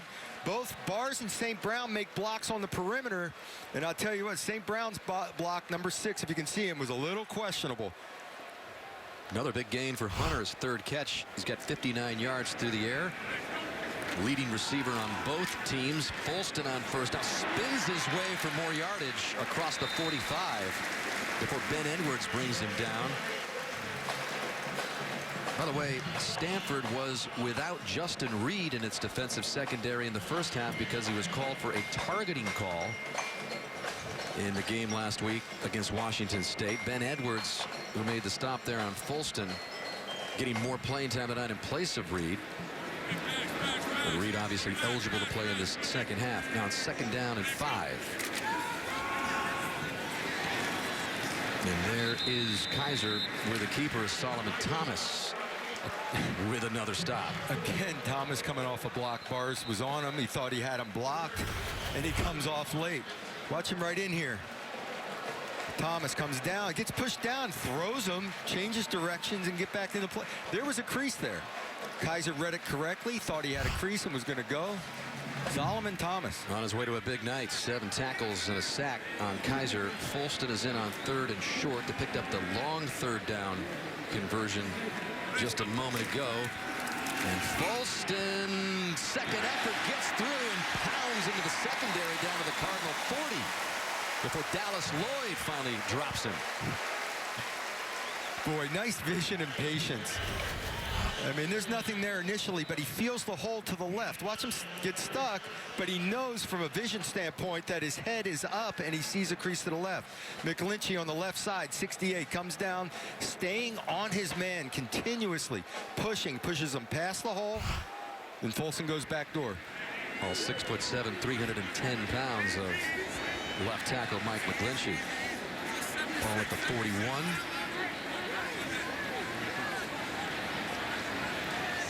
And Stanford showing pressure, and they do bring 5. And Kaiser gets rid of it, incomplete. You want to chase Claypool. Who got caught up in some traffic there with Alameen Murphy. Well, Murphy's all over. Yeah, just great coverage on the play. Murphy's right there, reaching around to find the ball. No call on the play. Good no call. Murphy with tight coverage. Murphy had been filling in for Meeks when he was out. With a nice play there. 2nd down and 10 for Kaiser. And Folston again for 3. Should bring up 3rd down and 7. And another 3rd down try here for Notre Dame. Try to keep this drive alive. Okay, here's a little more of an uncomfortable distance. Yeah, you get over that 5-yard range, so the quick passing game may not get it done. Now you're worried about, are they going to blitz us? Am I going to have to get rid of the ball quickly? Do I have to force this up the field a little more? Kaiser's got 3 bunch out to the left.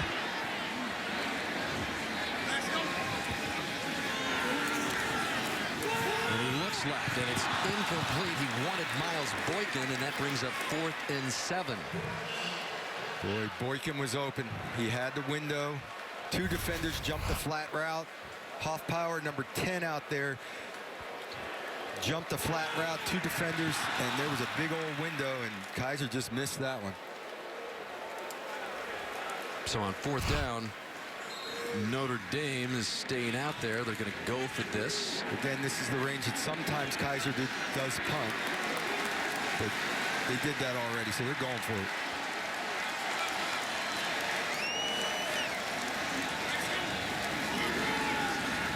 And Kaiser feels the pressure, gets rid of it, and another interception. That's Dallas Lloyd with an easy pick.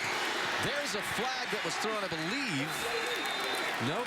Looked like it might have been a clip there, but a block in the back. But Kaiser just frustrated with himself as he just delivered it right into the arms of Dallas Lloyd. 2nd interception by Kaiser. Again, it's that guy, Solomon Thomas, with pressure coming off the edge. Comes around the horn, number 90, gets the pressure on Kaiser, and it's 4th down. Kaiser knows he's got to keep his focus upfield. He knows he has to throw this ball and take a shot at completing it, and he overthrows it right in the safety's lap. So another turnover for Notre Dame, and suddenly the Cardinal have new life again. So after taking the hit on the last interception, Deshaun Kaiser is being checked out. Malik Zaire is warming up. Here's the hit he took, falling on that back of that left shoulder. He jumps up quickly and chases. Like he's okay.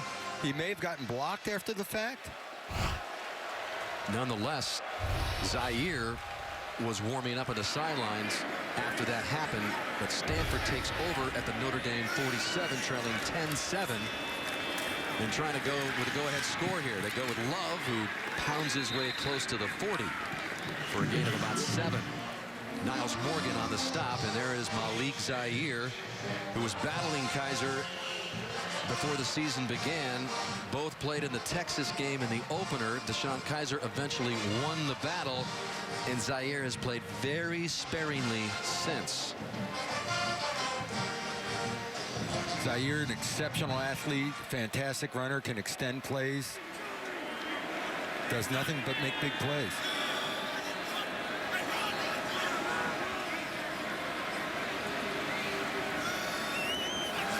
Notre Dame coming with pressure on Burns. And on 2nd and 4, he goes down the far sideline.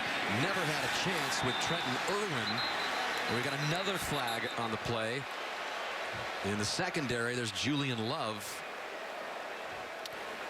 who was back there. Yeah, a little double move by Irwin, and Julian Love thought he was getting passed by, so gave a little tug and a hold, and the flag comes out. And Love comes off to be talked to. Pass interference. Defense. Number 25. Automatic first down.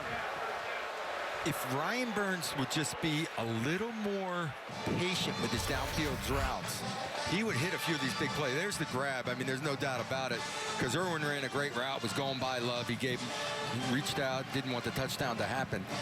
Ryan Burns has a tendency to overthrow those deep balls, being a little too safe. Give your receiver a chance. So level watch from the sideline. Dante Vaughn has checked back in, as Burns now has a fresh set of downs at the Notre Dame 26. There's the freshman from Memphis, Tennessee, who's got a lot of playing time along with a lot of other freshmen in that defensive secondary. Notre Dame with pressure. 3 up front, and they get to Burns, and it's Jerron Jones. The ball comes loose.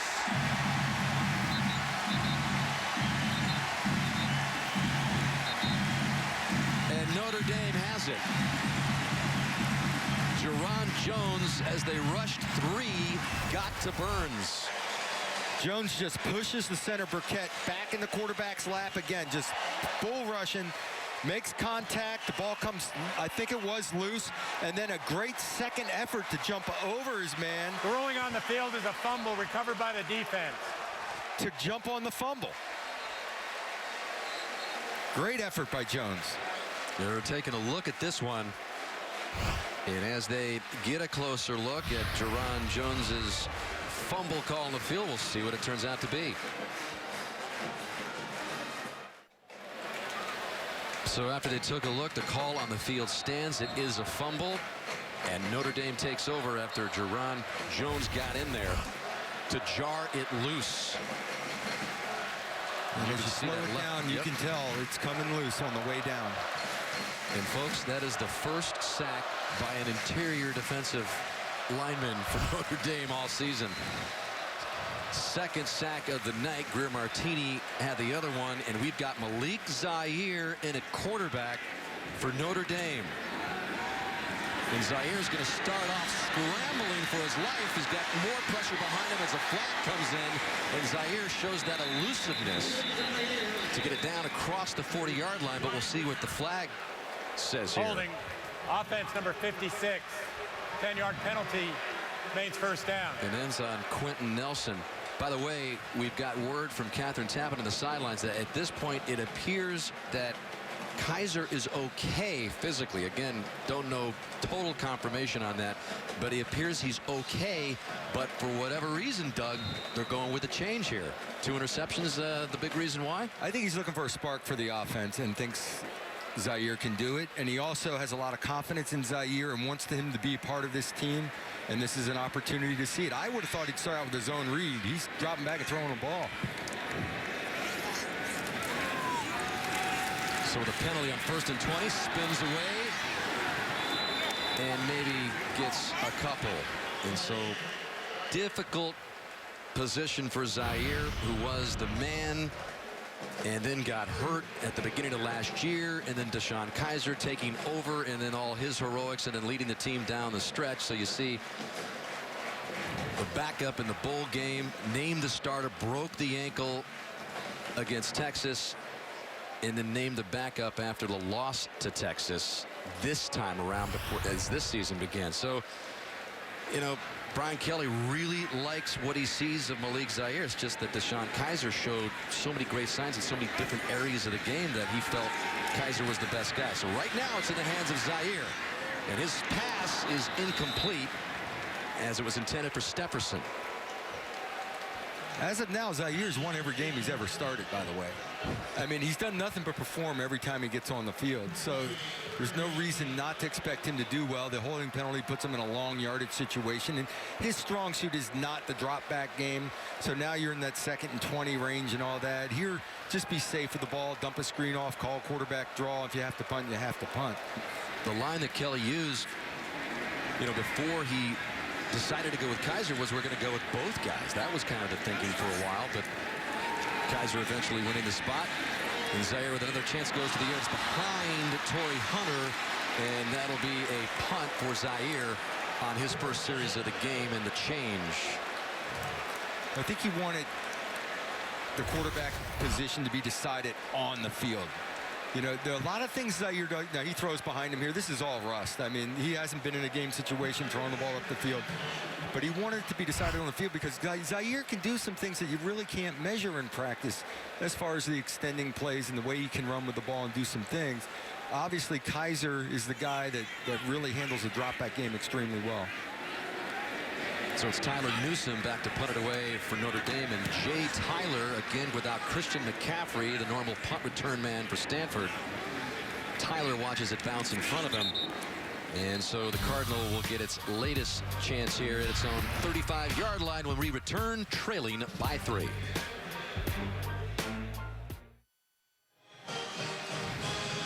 Chase for the NASCAR Sprint Cup is on NBC. The round of 12 continues as the chase heats up in Kansas, and NASCAR's best drivers look to win and clinch a spot in the round of 8. Racing from Kansas tomorrow, 1:30 Eastern Time on NBC, as we take a look at the current standings. And 6-time champion Jimmy Johnson, with his win last week in Charlotte, has clinched a spot in that round of 8. Matt Kenseth, your driving buddy. He's my buddy. Kept me alive for 20 laps in a little race we did for a promo. Second in the standings with a couple of more races until the field is cut down to 8. That is the chase coming up on NBC. Stanford continuing the chase on Notre Dame here. Its latest series at the 35-yard line. We've seen 4 quarterbacks tonight, 2 for each team. Ryan Burns has stepped aside briefly for Keller Christ earlier. Burns begins this drive with a give to Love, who somehow avoids a big loss. And another flag is dropped in. Holding. Offense number 57. 10-yard penalty. Remains first down. Daniel Cage, very disruptive. Great penetration right away. Beats his man at the point of attack, into the backfield, blows this play up. But this is the same thing. I mean, Stanford's got all the momentum. Great opportunity, good field position, and they get a holding penalty back up 10 yards. Now they're out of down and distance. They're not an explosive offense. They got to stay in down and distance. They just keep shooting themselves in the foot. As you've heard so many times through the years with Stanford teams, they are not geared to have huge comebacks. This is certainly manageable at 10-7, but not a good story if they fall behind big. This is Burns on a design run, and he gets across the original line of scrimmage for a big gain. Asmar Bilal brings him down, sophomore from Indianapolis, who's been getting some more playing time in that defensive secondary. And there he is, Greg Hudson, the defensive analyst, taking over the responsibilities for Brian Van Gorder, and Kelly has called him an enthusiastic maker of the players who have just been lit up on the sidelines. That's Love for a short gain on 2nd and 8. That'll bring up 3rd and about 5. Jonathan Bonner on the stop. See, you can live with that. You get a couple of yards, you get stuffed on that run, but it's still 3rd and 5. It's manageable. You got to be going forward. You can't be going backwards as an offense to stay in down and distance. The quarterback run the play before was set up by formation. It was a beautiful beautiful scheme set up by formation that allowed the big gainer to get him back in down and distance.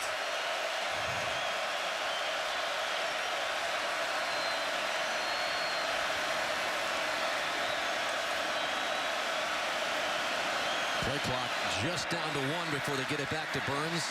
And he's got the first down. Hooks up with Irwin on a clutch 3rd and 5 call. Gain of 7. Really nice job of blitz pickup. He settled his feet, was patient with the throw. Just a nice job. Here comes the blitz. Everyone's on their man, solid as a rock, so he can step in the throw and deliver. And Irwin runs great routes and catches the football. I mean, I have yet to see him drop a ball. Talked about Stanford remaining, mistake-free.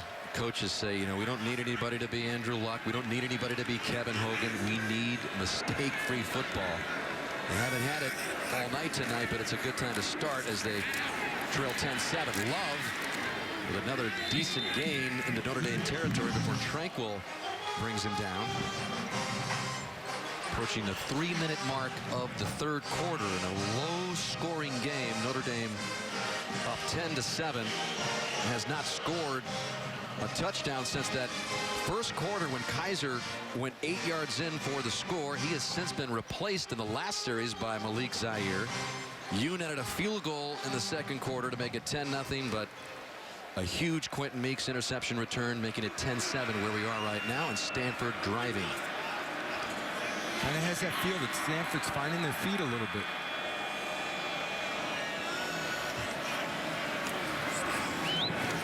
Burns busts out of the pack.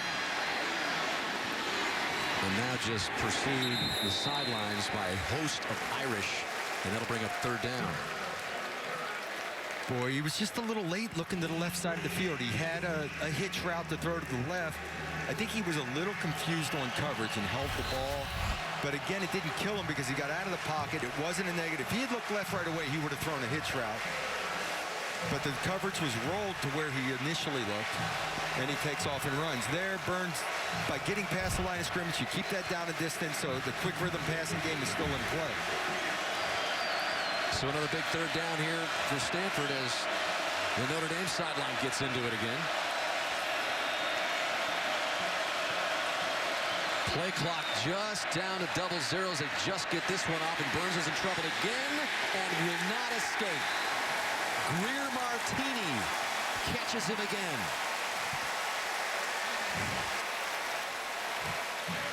There was room to run. Burns is moving to his left and had a lot of room if Greer Martini doesn't bring him down with one arm. Just reached out, got a hold.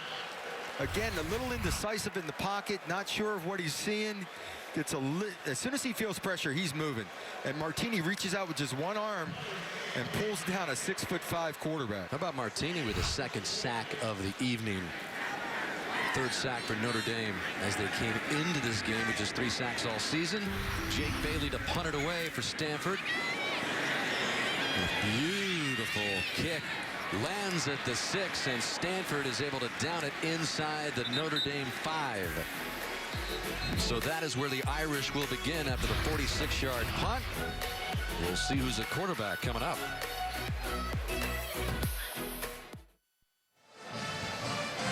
Back here at Notre Dame Stadium for this classic rivalry between Notre Dame and Stanford. The Irish clinging to a 10-7 lead with 1:20 left in the third quarter. Christian McCaffrey out tonight due to a lower body injury. The heart and soul of that Cardinal offense, watching from the sideline and watching Deshaun Kaiser get a great running game going early. Had a big run to start off the scoring drive. That is, he went in for 8 yards, and then the Notre Dame defense with 3 forced turnovers, 2 fumbles and an interception. And then Kaiser, after getting off to a good start, has thrown 2 picks, which has brought Malik Zaire in at quarterback. Quentin Meeks with a big 50-yard pick 6 to give Stanford its only touchdown of the game, and that snap is over the head of Malik Zaire. And so Sam Mustipher snaps it into the end zone, and that is a safety, which will add 2 more for Stanford. Huge problems last week for Mustipher, again in terrible weather conditions, but that is his second really bad snap tonight, and a beautiful night. Well, this one they're in pistol formation, so the quarterback is much closer. He's only 3 yards instead of 5, and the ball is just, it's coming too hard. Sends him the hard one over his head and out of the end zone. Nothing Zaire could do about that.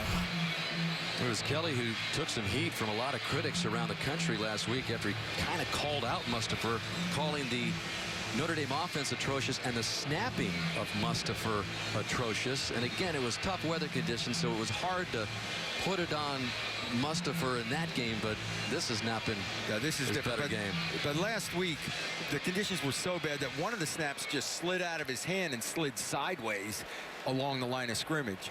This, I think he must have thought he was back in a full 5-yard shotgun, and then it was probably still a little high and hot.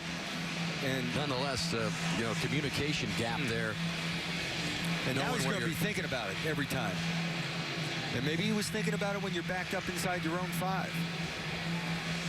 Notre Dame was knocking on the door last week at North Carolina State when Mustipher's snap went awry, and that enabled North Carolina State to hang on to the 10-3 lead with Kaiser in the offense driving. And so here we go, 10-9 now. And the Cardinal will have its hands on the football again with some pretty decent field position as Bryce Love comes up across the 30. Stanford's defense doing a pretty good job tonight, but the offensive line has been a much different story. There's A.T. Hall. Had a couple of crucial holding calls.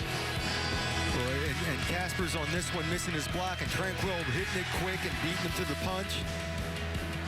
It just hasn't been a Stanford offensive line that you would expect of Stanford football.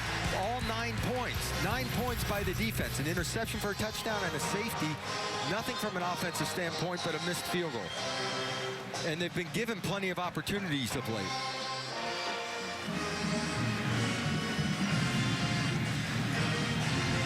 Notre Dame defense has not allowed Stanford to score or even enter the red zone tonight.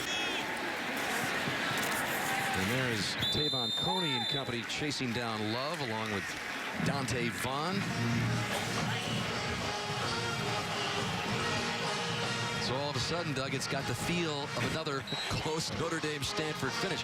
Although this not as pretty as the previous ones. It has.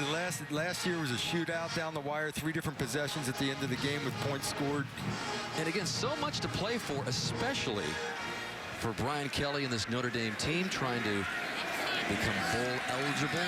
Hard to believe we're saying that at this point of the season, but at 2-4, you need the 6 wins, and 2-5 would really make a tough road. They got a 1-point lead right now as Burns is on the money again to Michael Rector, and that will move the chains for Stanford. Gain of 10. Well, here's a nice job of patience by Burns. He stands in there and waits for Rector to come into a second window around the linebacker, and he drills him as the safety's closing. So there's a nice completion and maybe get a little confidence going for Burns throwing a football. Because Stanford's passing game, it looks to me like he's uncomfortable in the pocket, like he's going to one receiver and getting out of there. There, he was patient with his feet, quiet. Should be the final play of the third quarter. And it'll be a handoff to Love, who picks up another good gain and another first down as time runs out in the third quarter. So Bryce Love punctuates the third quarter with a big run of 19, and David Shaw, the Stanford Cardinal, on the run, trailing 10-9. We'll return to Notre Dame Stadium after these messages from your NBC local station. You're watching Notre Dame football on NBC, presented by Coca-Cola.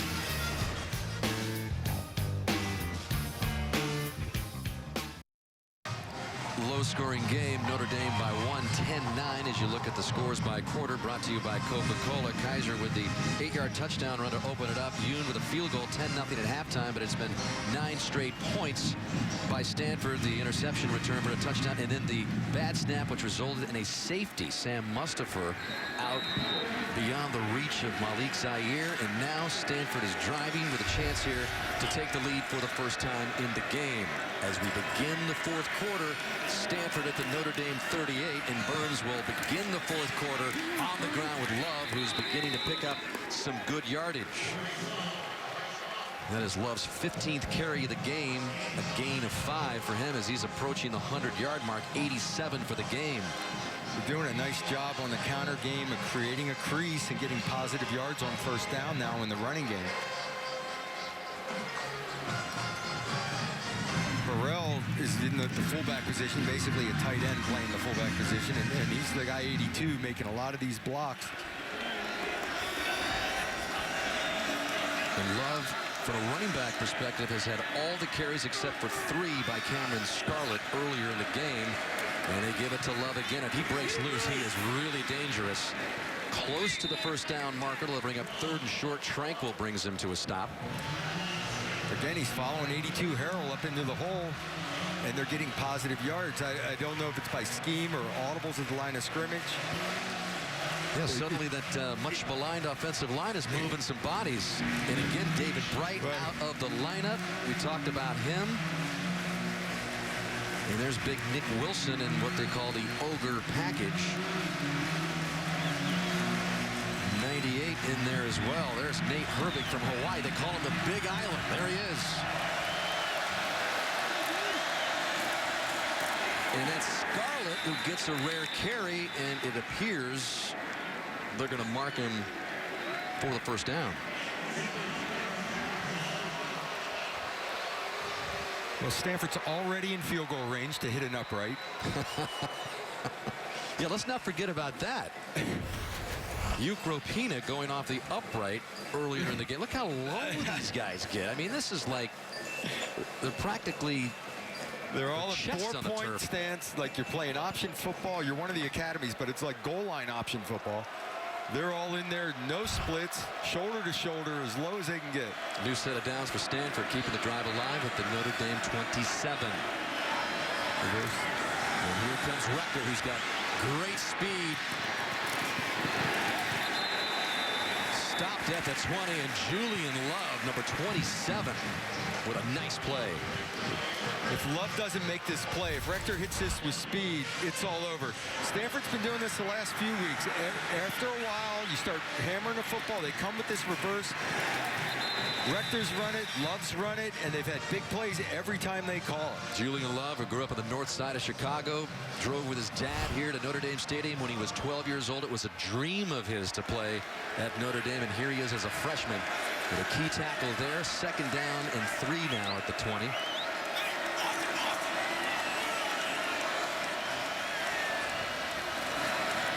Quick drop by Burns, pump fake, goes again to the end zone, and he wanted Irwin. Cole Luke was on the coverage.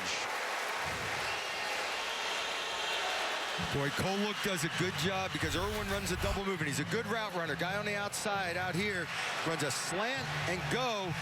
Luke stays with him, finds the ball, turns his head. Excellent, excellent coverage.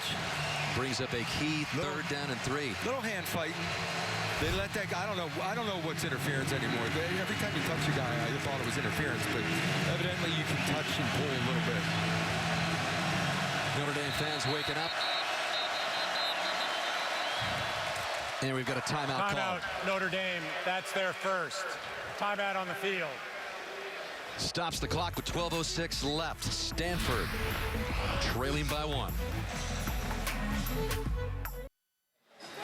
Ryan Burns looking at his wrist and the plays and chatting things over with Coach David Shaw there. What would be your call here, Doug, on third down and 3? Big down here for the Cardinal. I think they go very conservative because they know a field goal puts them in the lead and they don't want to make a mistake. So subsequently, defensively, I'm stacking the box defensively, and I'm expecting a power run. Keep an eye, follow the fullback, follow 82, Harold. Quarterback run.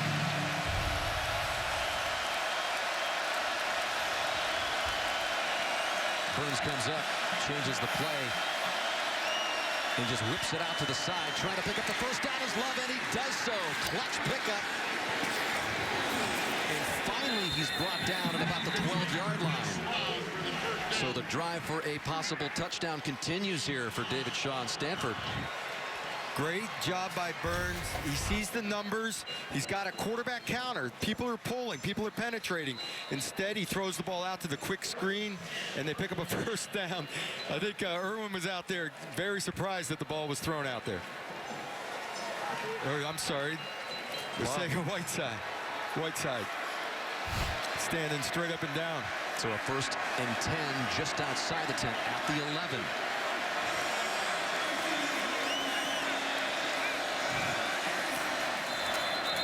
The whistle's coming and stop the play.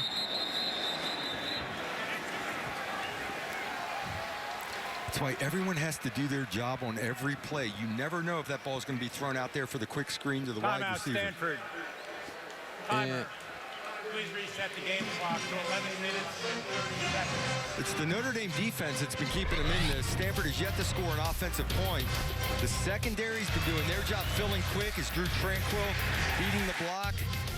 Cole Luke in coverage comes up with a big interception. Julian Love, one of the freshmen, doing his job. Great tackle on this reverse because this could have been a touchdown. So they're really reacting up, playing it top to bottom, keeping things in front of them and coming up.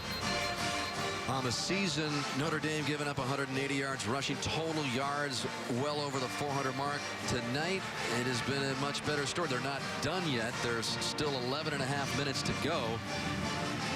But it is some of the signs that they're seeing from the defense after Brian Van Gorder was fired. And in the second half of the Syracuse game, things seem to start to click for the young freshman back there, and Cole Luke playing in a new nickel position.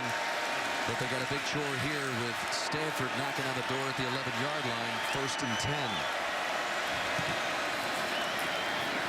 And Burns is going to run this down to the 6-yard line.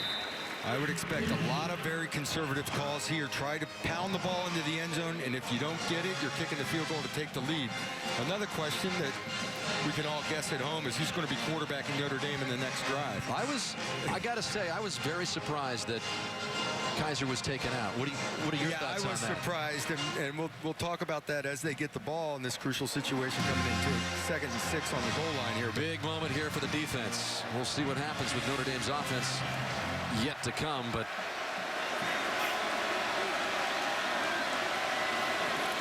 Burns grabs the low snap and gives it to Love, who breaks through close to the goal line. He fumbles it, and now the ball is loose.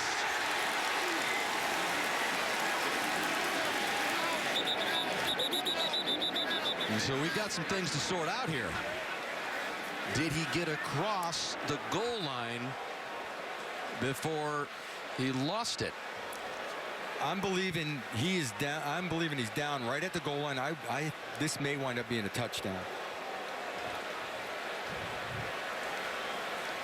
He was reaching with the ball. The ball slams the ground and comes out. And the ball landed across the goal line. It was a tremendous effort here by Love. The spin move there. Keeps fighting. Anything down, knee down as the ball is maybe touching. The ball doesn't come out until it's after the ground. So Ruling on the field as the ball was fumbled short of the goal line. However, was recovered by a Stanford player. Touchdown. So either way, it's going to be a touchdown. Now Notre Dame wants a review to see if the knee's down before the ball crossed the plane. How does Stanford recover that? They do. The prior play is under further review. I think Love's going to get his first touchdown. His knee did touch the ground as he's reaching for the goal line right about there, but I think the ball's already across the plane. Yeah, it looked like it did penetrate the white there. Boy, so I tell you, and I always say this, you protect the ball for 99 yards and you reach for that goal line. All the kids do it now. And sometimes on 4th down you have to. But boy, it's a fine line between breaking your heart and scoring a touchdown. What do you say? You got to know when your journey ends? Is that? Know when your journey is over. Quit spinning and reaching in front. He's in. I mean, he got there. By a fraction, he got there. It was close.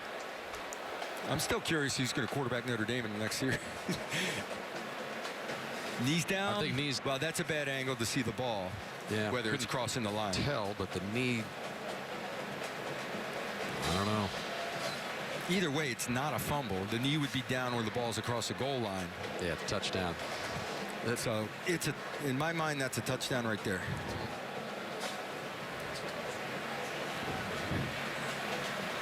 I'm already moving on. I got 10.5 minutes on the clock. Notre Dame is down, and who's going to quarterback?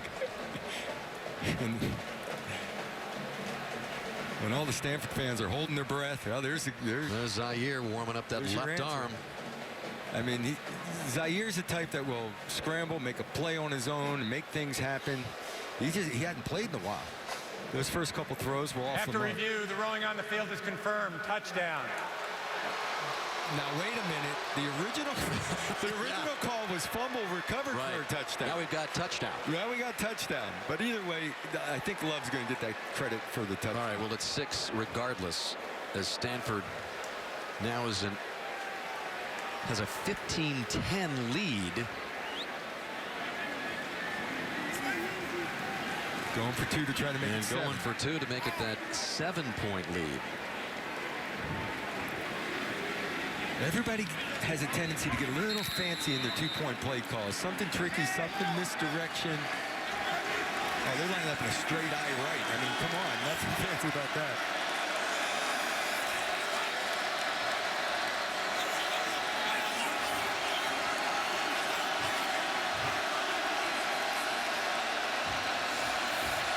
And we've got Jones coming across the line for Notre Dame. Was he drawn off?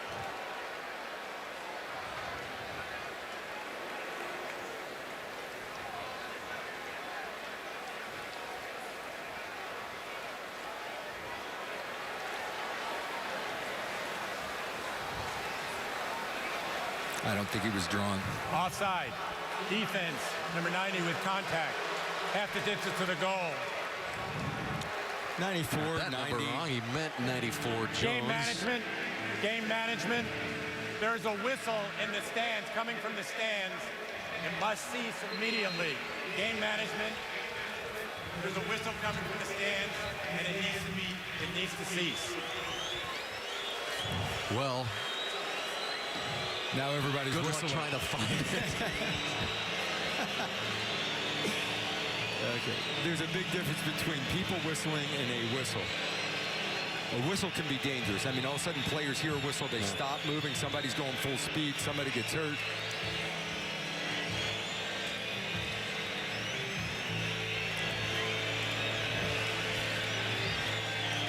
And this is a very important 2 points for Stanford.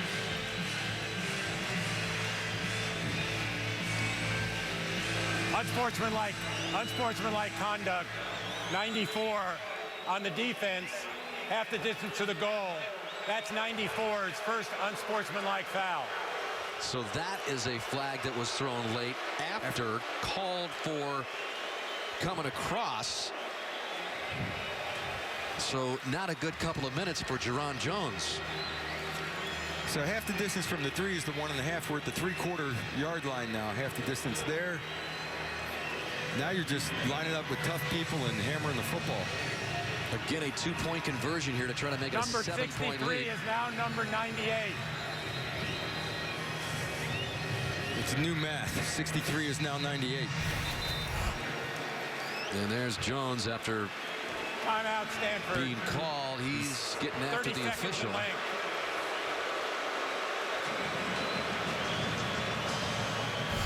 And we've got a timeout called by Stanford. So the pace of the game has come to a standstill here as Stanford goes for a 2-point conversion here. But the Notre Dame Fighting Irish are in trouble here, Doug, with Stanford on the doorstep here, and all the momentum seemingly going their way now. And the quarterback situation for Notre Dame right now is Zaire warming up. Looks like he's going to be the guy.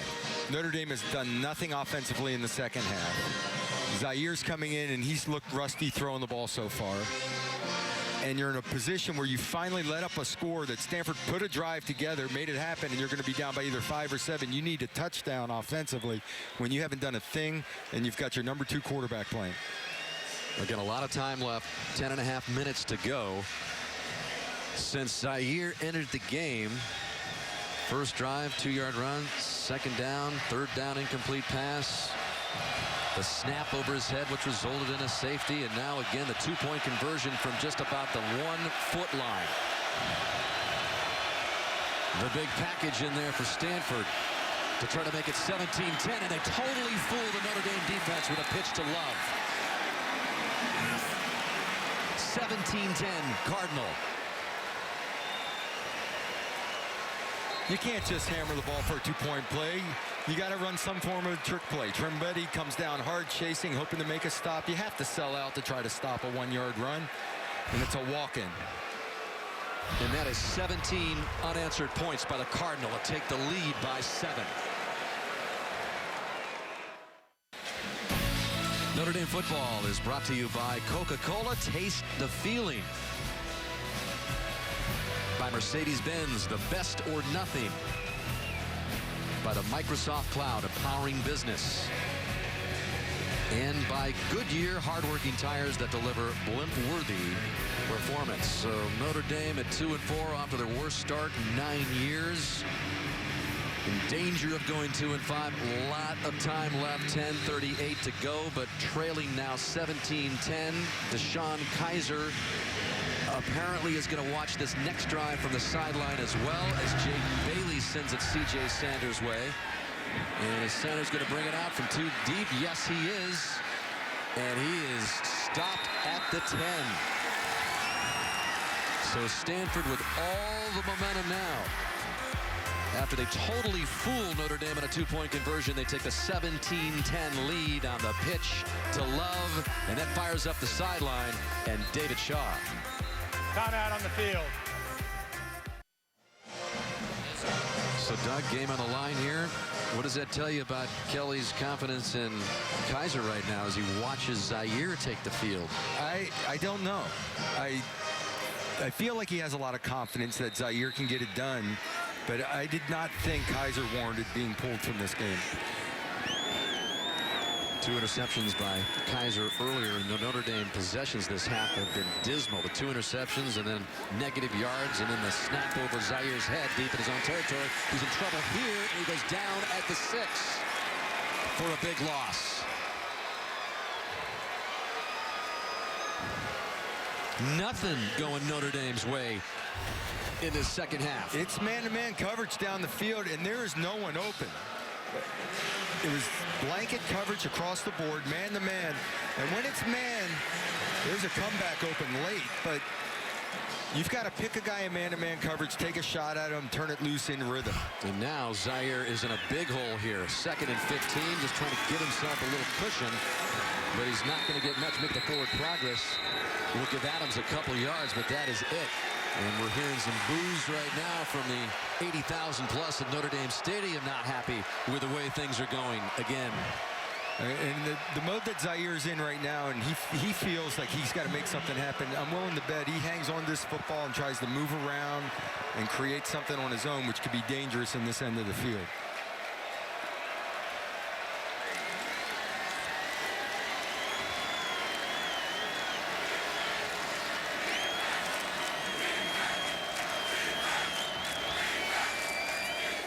Stanford just bringing 3. Zaire dancing around the goal line, now has to improvise and gets it close to the 15-yard line, but again well short of the first down. Peter Colombayi chased him down, and Notre Dame will have to punt again. I'm willing to bet that Kelly comes back with Kizer now. Gives him his shot to go back. He wanted to give Zaire at least another opportunity to see if he could do something, because the last possession was not his fault with the snap over his head. But I would think he goes back to Kizer for the final drive if Notre Dame gets the ball back. And so Newsome punting from deep in his own territory. Jay Tyler letting this one bounce, and it takes a touchdown, so the ball is live, and Tyler has to gather it in, and he's crushed back at the 20.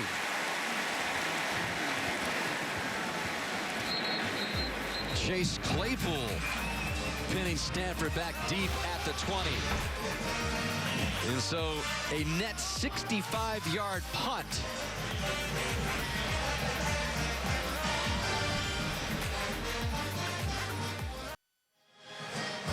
Thursday, don't miss the show critics give 5 stars. Chicago Med is a hit. With real heart and a strong cast, it's the best new medical drama on TV. Chicago Med comes your way this Thursday on NBC. Chicago skyline just about 80 miles away from South Bend. And Stanford has it going here with 17 unanswered. And you look at the other unanswered point streaks allowed by Notre Dame. 17 in the opener against Texas. Michigan State reeled off 36 before Notre Dame made a nice comeback. And then Duke had 21 unanswered. And Notre Dame on its heels again here as Love, who just picked up the 2-point conversion, gets a couple to the 22, which will bring up 2nd and 8. Drew Tranquil with another tackle. He's had a pretty active night. This is a big challenge for the Notre Dame defense. They need to get the ball back in their offense's hands. On the flip side, Stanford football has been all about, in recent years, hammering the football, eating up the clock, salting away a game. And that's exactly what they'd like to do now. Take a huge chunk of time off and get some points.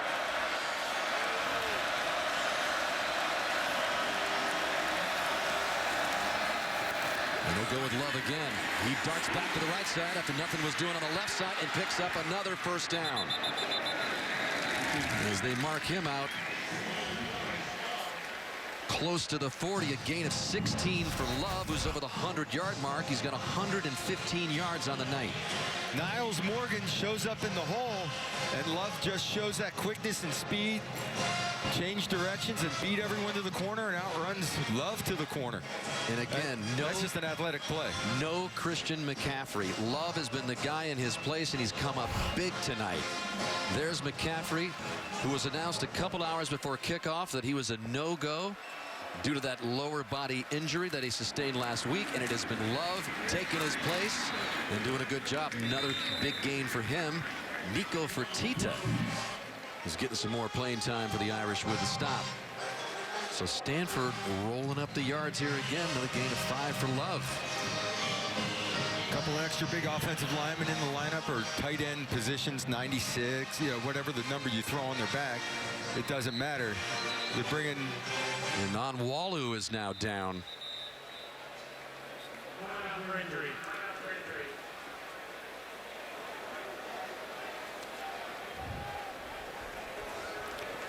But basically, Nick Watkins. Timeout on the field. So we'll check on Onwalu when we come back.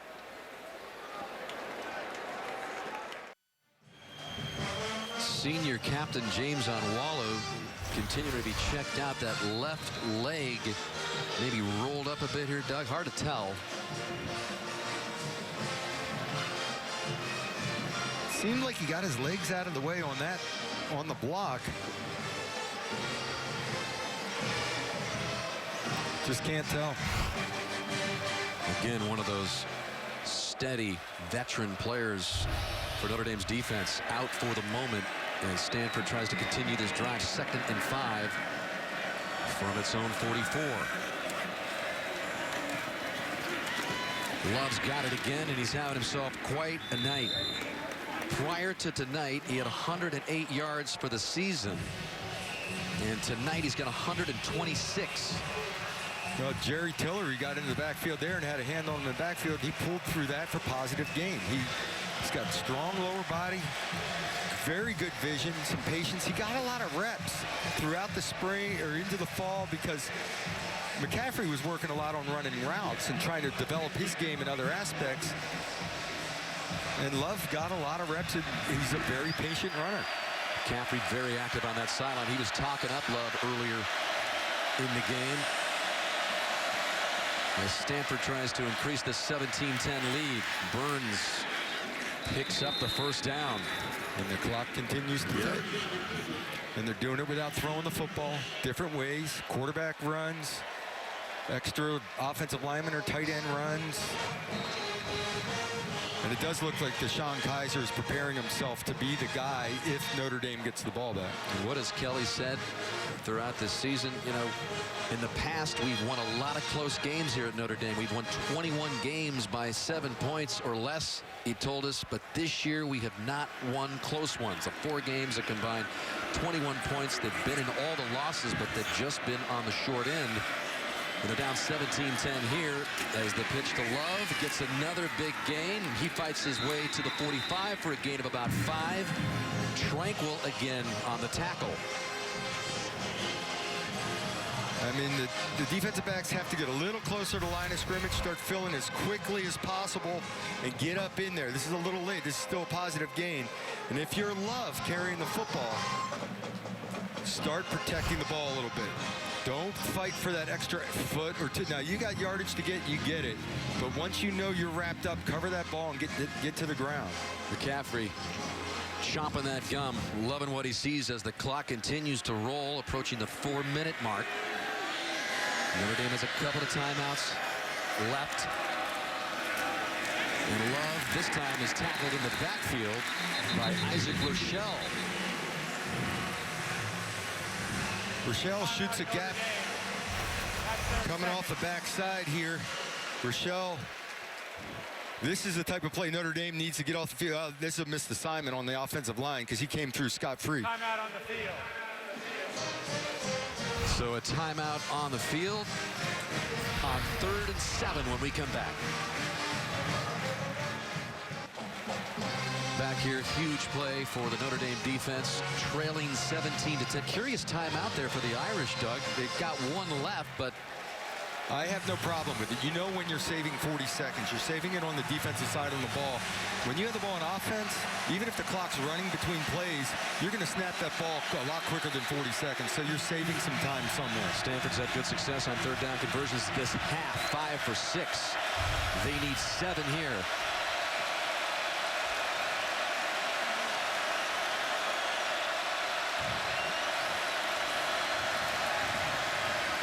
Burns has plenty of time. Waits, throws. He wants Rector down there, but it's broken up. And that'll bring up 4th down. And a punt for Stanford. I'm a little surprised they dropped back to throw, but here's coverage on the play with Love on the outside. Right there when Rector turned up the sideline, I thought there was a play to be had for a second. Great recovery. Pretty decent coverage all the way around, and Burns did not want to make a mistake. The worst thing that could have happened is the throw went up for an interception, but the clock did stop, saving Notre Dame some time on the clock because they're going to have to go late into the field. So with 3:52 left, C.J. Sanders stands back at his own 8, awaiting the Jake Bailey punt. And it's a poor punt by Bailey. He just kind of punches it almost straight up in the air. And so Notre Dame gets a bit of a break. They're going to mark it at about the 29 or 24, 25 yard line. And it looks like it is going to be Kaiser back in at quarterback. It makes sense, not just from a fact that he's been playing all along, but he's also played the 2-minute situation all year long. He's excellent in these situations. We had a talk with Kelly about play calling in these situations this week, of going to the things that Kaiser is very comfortable with and knows like the back of his hand. And especially in crunch-like situations like he's in right now. 2 interceptions thrown by Kaiser, which made Kelly go to Zaire. But now with the game on the line, Kaiser's back in, and he starts this off skipping it in short of Equanimeous St. Brown, who was shaken up earlier in the game and is back in there, but he took a shot on the interception return for a touchdown by Quentin Meeks. It's amazing what confidence does. Normally, he'd throw this ball in his sleeve, not even think about it. You could put a blindfold on Kaiser and throw a quick out short side of the field. In this situation, with the way things have gone today, all of a sudden he bounces it. It's another thing that makes the Kaiser pull by Kelly a little bit curious, because you do affect the psyche of your quarterback, no doubt. Kaiser hanging in there now, and he gets out of this one with a big gain, and I believe he got the 1st down. That was some poise as Kaiser avoided a big loss and picks up the 1st down. Back up at the 35-yard line. That's the type of play that can regain his confidence and get him rolling. Clock continues to roll. 3:20 mark. Notre Dame with a 1 timeout left. Stanford has scored 17 unanswered points to take the lead. Kaiser to the air on 1st down, and this time he was on the mark, but it was dropped by Miles Boykin. And he knew he should have had this one. Off coverage. Boykin just turn around, catch the ball. Good throw, right on the money. Feeling the footsteps there by Frank Buncombe, who has stepped up for Stanford's defense. But those are the throws I expect Kaiser to make 99% of the time. Right on the money when you have a guy playing off coverage on those curls, those outs. On 2nd and 10, the pressure comes on Kaiser, and he does avoid it, and he gets it to Hunter, who's close to another 1st down. And they spot it, and they give it to him. Gain of 11 before Jordan Perez bumps him out, and Kaiser has the Irish with some new life here. But it's not the rhythm passing that Kaiser we've seen from him in the past, I will say. He did a nice job of stepping up, avoiding a rush, making a play. He's becoming an athlete now, just trying to make plays. He's got to get back into that rhythm passing feel, though. He fakes it to Folston. Drops back, and wide open is St. Brown for another 1st down. The go-to wide receiver for Kaiser this year comes up with a gain of 15. This is the 3rd time today this route has been wide open. There's a flat route occupying the shallow coverage. St. Brown in the window on what we call a sail route or a short corner route. 2.5 minutes left. Notre Dame up to the Cardinal 38.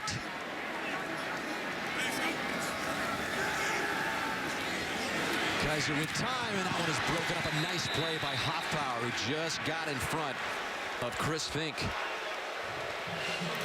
I like what I've seen in the last 2 throws out of Kaiser, though. Great defense by Hoffpower here, reaching around, getting a hand on this ball. That ball was put in the perfect spot, but the coverage was so tight he couldn't squeeze it in.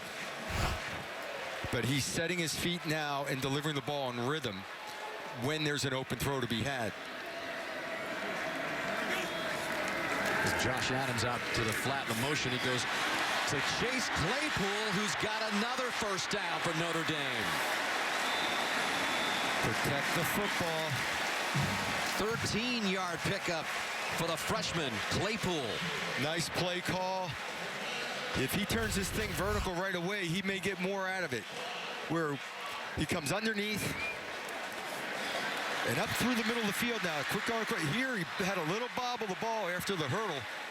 Again, once you get a first down, start protecting the football. Just the 3rd reception of the year for Claypool. First of the game, and it's a key one.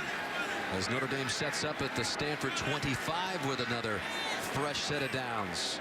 1:45 to go. A little toss here to Adams, who does not get back to the line of scrimmage. Really trying to get a little too creative on that play. They're faking a reverse and had a lot of misdirection going on, hoping to crease something big. I would put it in 14's hands. I'd say, Deshaun Kaiser, you got your rhythm back. Let's go get him. All right, now the crowd beginning to wake up, sensing the moment here with 1:18 and running. And watch for a quarterback draw somewhere in this area of the field. Here comes the pressure. Kaiser gets away from it, wheels to his right, and it's another complete pass to Adams for a short gain. It'll bring up 3rd and long, and now we're under a minute left. Notre Dame with 1 timeout left. Huge 3rd down coming up right here.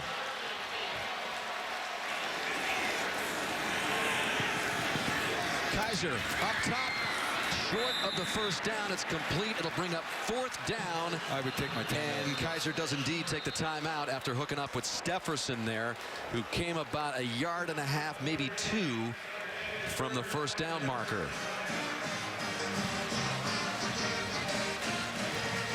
So 41 seconds left as Notre Dame tries to improve on this dismal 2-4 start. Aerial coverage provided by Goodyear. Whether you're going for it from a few yards out or from miles away, go with a tire with superior performance. Goodyear, more driven. Very tight games, as we've been mentioning throughout the game. In the previous 4, all of them decided in the last possession there. That incredible goal line stand by Notre Dame. Went on to play in the national title game. Then Stanford comes back, wins. Notre Dame back and forth they go. 5 straight wins by the home teams in this series. Well, you got a 4th and 2 now. Game is on the line. In the past, Notre Dame loves to call a quarterback run for Kaiser in these situations. If the numbers aren't right, then Kaiser will have the liberty to audible out of it and make a quick throw, whether it's the flat slant combination or something on a quick out. But initially, Notre Dame likes to put the ball in Kaiser's hand here in a quarterback run. So 4th and 2. Have to have it. If he gets the look he wants, he'll stay with it.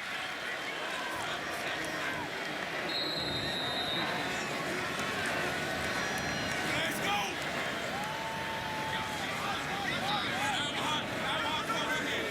I would anticipate a quarterback run. Let's go! He's going to get it, and he's going to get the first down. Stops the clock momentarily, 38 seconds left. As Josh Adams picked it up. And now the clock rolls as Notre Dame is at the 14-yard line. Kaiser looks to the sidelines, and that's complete to St. Brown, stopping the clock with 28 seconds left.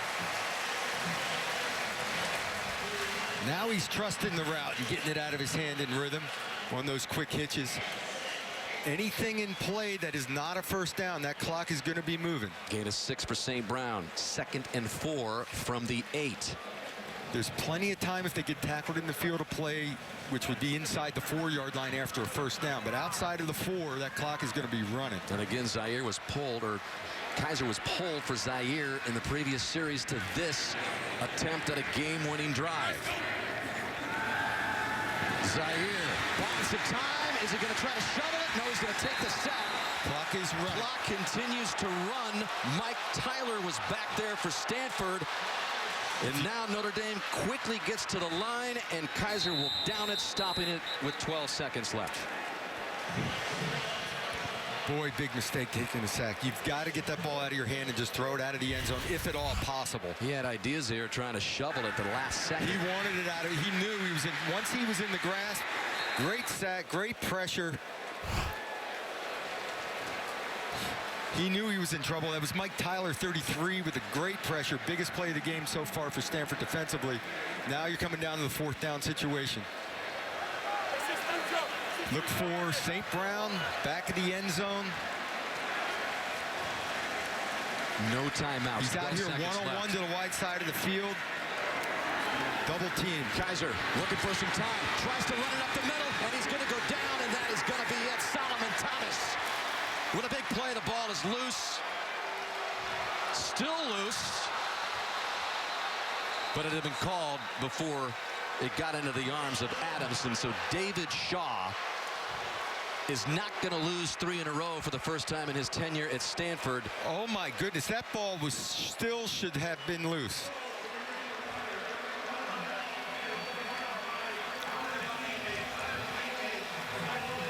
Boy, it was a wild last play, hard to determine. It was never fully recovered.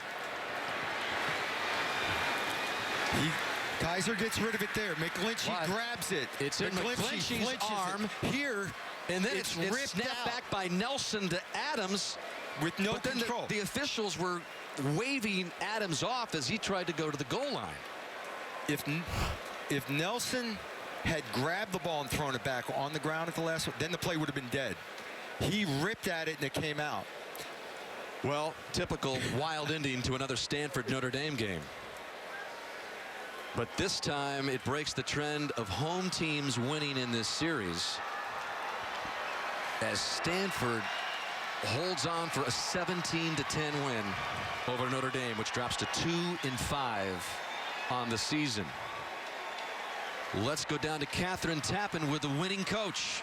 All right, Dan, thank you very much. Coach, how proud are you of your team's effort tonight to get this win? I said one thing the whole second half. Keep playing hard, good things happen. Just keep playing hard, keep believing in what we're doing. We believe in the guys that are on the field.